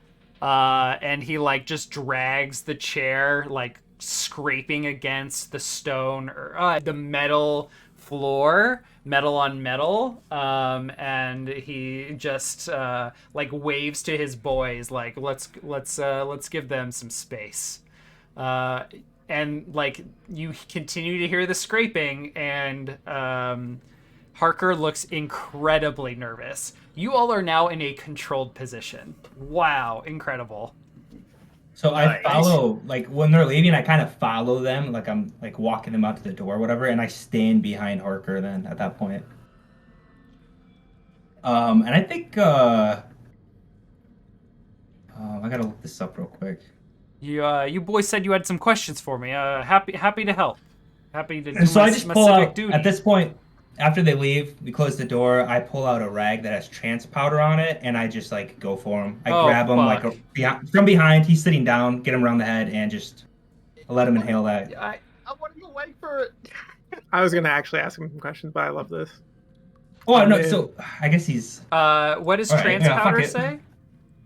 a dose of the popular drug which induces an altered mental state. The victim of this powder is not fully unconscious, but rather retreats into a calm, suggestible mental state similar to hypnosis. I love this. Oh, that sounds Hypnotism. perfect. But for actually, what y'all like, are going for. Better. Yeah. I mean, you just do it.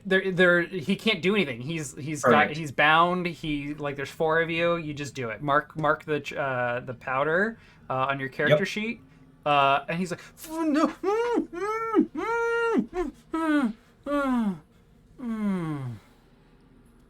Well, you boys have any questions for him before we do the deed?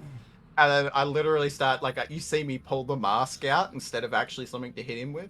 And I slip the mask on. Yeah, Ask the questions so quickly. And I start throwing salt in a circle. yeah, I What are get you- down at like his eye level and be like, how do you know What are you doing? about the gray cloaks? The Grey Cloaks. Out of character, what does this have to do with the Grey Cloaks?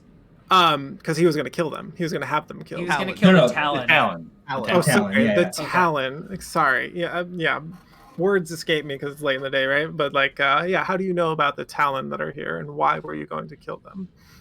We, the Creed of Flowing Ink, they even have a way of getting their print in here.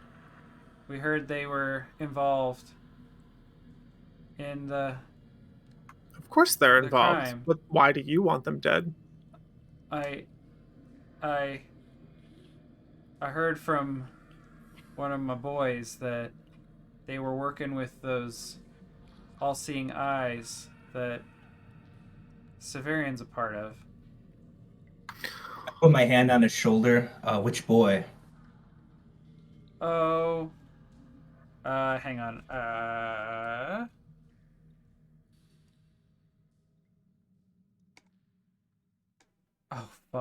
Oh fuck. Okay. A guard goes by Riley. He told me. I hope it was worth it. And I turn to Skit. It's all yours. It Unless will anyone be. else has questions. It will be. He's not Pull a lying. chair up, and I sit down next to him. It says, and I say, "It's nice to see you again, bud." And I give him like a good look this time. Do I know you? You Like, wipe You the look- makeup off. you look so ugly. I would never forget that face. Garros, he's not No, lying. I forgot how much I liked you. Hell yeah. All right, I don't really want to be friends, but you can never have too many friends on the inside. do the deed. Whatever you're gonna do, you don't have to do it. I'm cooperating here, yo. Please. I don't want cooperation. I need your fear. And then you're gonna hear like the clanging of the actual like I tap the brand that I'm gonna use them on the floor and it kind of hums, and you'll hear Skit just start muttering like some bullshit, right? Like the spell or whatever, and I'm gonna see if I can actually brand him. So what would I need to roll for that? Oh my god. Your world, your rules. Okay, I will so follow here's them. the thing. Where is the demon that you're using to put in him? I guess I'd have to summon one, wouldn't I? Do you know how to summon demons? Because that sounds like demonology to me, which we know you don't have. Yeah. Do you have a demon with you? Did we bring Can I- one? Can I flashback and get one? So I mean, we left kind of a blank slate for how you got here, but also Millman, we've described there being like small demons, and how one of your brands can control 4 small demons, whereas it can control 1 normal sized demon. So Flashback and steal. I mean, one you could just have them under your cloak, I guess, if you want. Yeah, like I can just have one bound, I guess, and yeah, I just want to put a normal demon inside of his body. Okay. And just what?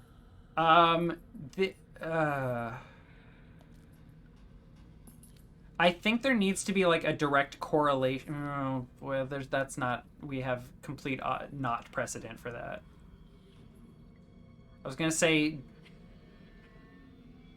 Okay. Here's what I'm gonna say. The number of demons you can control, or how many brands it takes to control them, is a direct correlation to the demon's power, not necessarily their size. Yeah. So we can play it fast and loose with size, but in terms of power, how strong of a demon have you brought with you? I mean, it could just be something. Well, I don't know. We could do it 2 ways, right? Like, it could be something that causes a riot, and that's how we get the hell out of here if anything goes wrong. Or just some mindless fucking dope, a dumb demon. zombie thing. So mechanically, like, if you know how to, brand someone and put a demon in them, the stronger the demon, the greater the effect is going to be at doing this. Whereas a weaker demon is going to have less effect. I don't want it to be a dumb demon. I want it to be an intelligent demon. So what's the scale? Can you give me a scale to work from, and I'll pick from there? So using both of your brands will get you an intelligent, like a sapient demon that can like speak and has knowledge and has like yeah. So that's both brands to do that. One brand will get you like a really smart and powerful like animal. And then a small brand will get you like a weak dumb demon. Yeah. So I'm going to use both. I'm going to use the custom one that I made just for him, and then my on-brand one, right? Like Skit, like the watch, like the Noah's fucking, the one that I don't use, right? Like that's just for work stuff. Okay, so you're using both of your brands because your character, like when you check off your demon brands, you get 2 permission. Yeah, so it's probably the one that I custom made for him because it is simple plus some, and then it's mine, like to say, I was here. Okay. Right, like. All right, so you're putting a very intelligent demon in him, or attempting to. Okay, that sounds like an attune to me. This will be risky great. Whereas if you had used one brand, it would have been risky standard, and if you used a dumb demon and kept a few other dumb demons with your brand, it would have been like risky limited. I'm going to take 2 stress and give myself 1 bonus die. Okay. I really, really want this to work. Okay. So can I assist him? So I know he's doing a tune, but like my idea, he said he needs like fear to kind of like feed off of. So like maybe I hold. He's already like bound or whatever, but I get behind him. I hold him back even more. Like I pull up his shirt or wherever he's gonna brand him, and I just start whispering like all the horrible fucked up shit we're gonna do to him. This is as much about physical resistance as it is like mental fortitude. I mean, you've already fucked him up with your dream or like your powdered essence or whatever it is, but like this is gonna help give an extra die I mean, it's already risky great, so you can't increase the effect beyond that. But yeah, an extra die. Take 1 stress, Severian, to assist. Yep. And as you're like holding him back and whispering, he's like, if you hurt me, they'll come for you. They've initiated me. They'll avenge me. You're making such a terrible mistake. Don't do this. Don't do it, please. Please. Please. Please, please. No. Who? No. Quentin will try to ask who. Jeremiah. The moment you say who, I'm like waiting. I'm like. You do pause? Yeah, I'm literally about to stamp him. Like, Come on, ask your questions. Come on. You'll never see them coming. Okay. Okay, and So right stand. before it happens, I just say, Severian's not afraid of the consequences. And then Boom, that's a praying. crit. Ooh. You Holy do shit. it with increased effect. Oh my god. Increased effect. Where did you find this demon? I feel like it was something that when we were working, right? We obviously have our supply of demons for work, right? They've given us, the batch of demons, and they're like, okay, these boys go into these bodies, and I've obviously seen one that wasn't meant to get off the cart, right? It wasn't meant for us. It was meant for somewhere else, right? Somewhere that actually is allowed to use it. Uh-huh. And I've just swindled the guy to give me it, right? I'm like, oh man, that's so cool. Can I have it? And Uh-huh. he's like, I normally can't, but like I do have an extra one. I was trying to make extra money, but you can have it, right? Like I managed to just score a deal with the guy who delivers the demon. Yeah. Okay.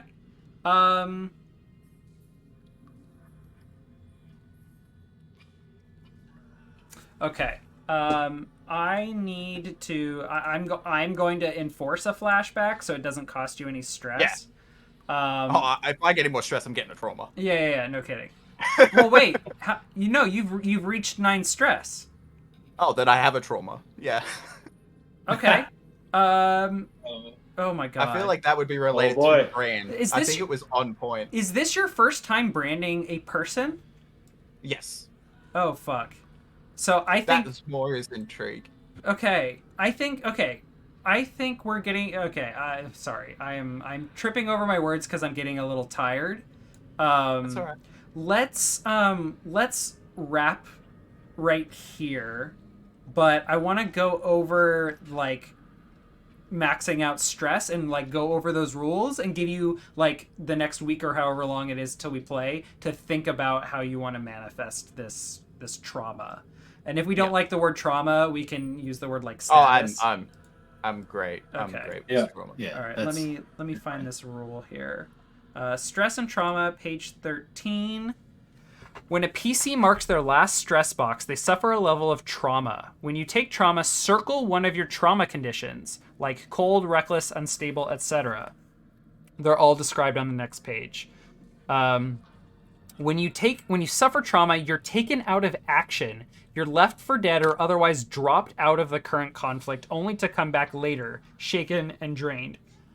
So I think branding a person with a very powerful and intelligent demon just like it exhausts you to the point of like incapacitation, right?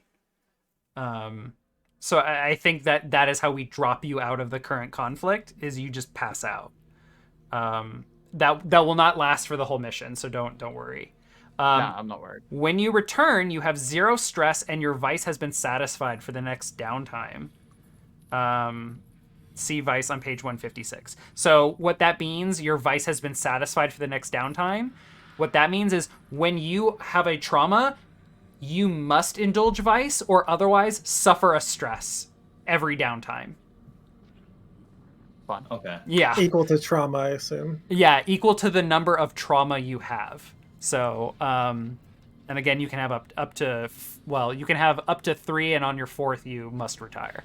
Trauma conditions are permanent. Your character acquires the new personality quirk indicated by the condition. You can earn XP by using it to cause trouble. When you mark your 4th trauma, you must retire, blah, blah, blah. You must retire them to a different life or send them to prison to take the fall for the crew's wanted level. That's fun. So the listed trauma conditions are cold. You're not motivated by emotional appeals or social bonds. That might sound appropriate here. Haunted, you're often lost in reverie, reliving past horrors, seeing things. Obsessed, you're enthralled by one thing, an activity, a person, an ideology. Paranoid, you imagine danger everywhere. You cannot trust others. Reckless, you have little regard for your own safety or best interests. Soft, you lose your edge. You become sentimental, passive, gentle. Unstable. Your emotional state is volatile. You can instantly rage or fall into despair, act impulsively, or freeze up. Vicious. You seek out opportunities to hurt people, even for no good reason. You can play your trauma conditions as much or little as you like. They can totally transform the character's persona or have a small impact. It's up to you. If you do play them strongly, though, allowing a trauma condition to complicate your character's life, and I'll include, and other characters' lives, can earn XP for it. Yeah. You know what?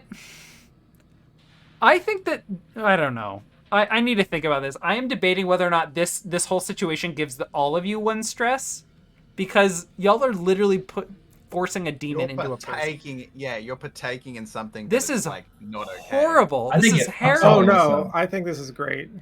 This is Yeah, it removes one of your stress. Like the fact that you're taking this demon, shoving it in someone who's like begging you not to, and Skit just like passes out from the experience. That's fucking. Oh, I'm gonna think about Go it. around here. But Jeremiah, do you want to like describe what the ritual looks like and kind of how this plays out? I can do that for you. I feel like that. I'll even take my mask off for this. This is kind of important. So, essentially, when we started the conversation, and when I was like getting ready, when they were talking to him and taunting him and drugging him and everything, I've spread a big ring of salt around, right? And it's like it's not just white salt. It's like a green, and it's like sulfurous, so it's got that tinge of yellowy green color to it, and it goes in a big circle around him. And I think with getting the brands out, I ting it on the floor and start muttering the ritual that is entailed, right? And it'll glow red on its own. It doesn't require a heat source. It kind of just heats up as the branding is starting. But then, like, with the demon, I have it in one hand while I do the first brand. It's kind of like I like the person who's doing the branding shares that pain of burning, but not, right? Like, I don't have any physical pain. There's nothing you can see on the body, but I can feel the burning going through the hand. And then once the second brand is applied, you see the horror of the demon, like the actual like true face of it being forced into that person, because they're sentient, right? Like you share that as you're stripping them of their free will and you're forcing the demon into their body. I think the demon is gleeful through this process. Exactly. The demon's excited. The person is like in agony, right? Like it's the being literally ripped from your body while something gets put into your body. So I just had a thought that I think you and I, and also I think Quint, we should talk about, and that is like some of these things, these work with demons and undead and ghosts. Maybe I should have made this a clock, because I don't know if one action really should have encapsulated the risk that this entailed. But you crit, so I'm gonna just like move on from this action, but we may want to talk more about it. Okay. The thought just occurred to me and I wanted to share that. But yeah, I think the demon is like gleefully like dancing around the person and like jumps into their body through the brand, and like the body is like contorting and struggling, but the fight does not last long for Harker.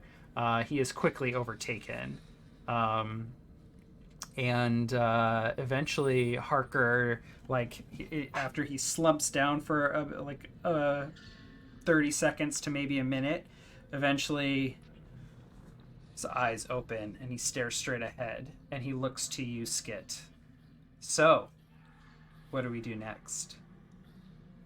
Don't I pass out from it? So yes. He's like, he looks down at Skit. Too bad. Well, I do owe him. What's next for us? And he looks to the rest of you, committed to whatever you all want for him, because Skit has apparently done him a great service. I think Garros. Oh, sorry, Quint, please. I think in this moment, like the camera kind of pans up from this dramatic scene to show the rest of the people in the room, and you see that Quint is not in the room. Quint, like during the process, a demon forced himself into Quint at one time. That's why Quint has this arm that he's got. Yeah. This is too much for Quint. He walked out of the room and he's like holding his ears, like standing on the outside of the room while there's like the screaming or whatever. Yeah. And he's waiting for it all to stop before he like even thinks about going back in there. And he's not sure if he wants to. Ooh. I think at the start of next episode will be a good time to check in with everyone on their thoughts about this, especially Garros. Especially Garros. For anyone who has high perception, you would have seen as the camera's panning and you see the demon dancing around. I do that. I like do the same kind of dance. It's the demon dance. You're being put into a vessel. It's great. So that's the same demon dance. I do a little like the same thing. As we like catch eyes, but like it's a little covert, like just a little bit. Oh, I should have played some like really good music for this whole scene. I'm sorry. I could have played some magical stuff. That was great. All right. Well, I think that this is a good place for us to stop. We'll have to double check our availability for perhaps next week. I might have been on our doodle poll. I don't remember. I'll have to double check, but we will definitely be back with the rest of this jailbreak ? And or permanently put into jail. Who knows? Yeah, now we have we'll to deal with. I mean, the party is in a very controlled position right now because they have been rolling incredibly well. I know, right? Rolled shit all this out of it, and then we're like, okay, crit on crit on crit. I have so many clocks in the background on my layer, and I don't even know if I'm going to get to any of them. That's okay. But like more of them keep cropping up. You have a demon in a body now. What are you gonna do with that, y'all? Yeah. Okay. All right. Well, thanks everyone for watching, and thank you to all of you for coming back for episode 2 of this. This was a blast. I know it was a little slow on the like mission action, but I had a really great time tonight. I'm really enjoying this. The system, the interesting story that you're developing with us and stuff, like all of it is fantastic. I appreciate the crew that's been gotten together. Y'all are beautiful. This has been good. Anyone want to great time. Give any plugs before we head off for the night? Normal stuff. Go again. Slam That Prime on Nick's channel. You can slam it on Creator's channel or Nick's channel. That's fine too. Thank you. That would be appreciated. Love the support. Millman? I do have a Prime. Have a Prime. Hell yeah. I didn't even know I had it. Aww. Yeah. That's very kind of you. I did mine before the stream started. There we go. Got mine too. What I was going to say is you can find me as always here on Twitch. I'm at home, so I will be live more. Like I think I streamed 10 hours yesterday. So like you'll catch me here on Twitch. I did do a bunch of this stuff on the stream, I think. If not, it was in the Discord. So yeah, and if you're interested in wanting to take a weird photo with a skip mask, you can find it on Snapchat. Search the Millman filter, it'll show up. Sweet. You can buy your own skit mask at fabletable.cat. No, I'm kidding. Holy shit! Yes, yes, we need to do that. Support the channel. Get your Garros Silver Tongue shirts. It's just a when we're writing books about this and we're having cosplay made. I do have a description for Quint's mask, but maybe we'll just say that for next. We'll open with that. I think that's a great idea. Okay. Thanks, y'all. Thank you, everyone. We'll see you next time here on Fable Table. Have a great day, weekend, year, whatever is going on in your life. Bye-bye. Listen to Thin Lizzy. Listen to Thin Lizzy. Yes.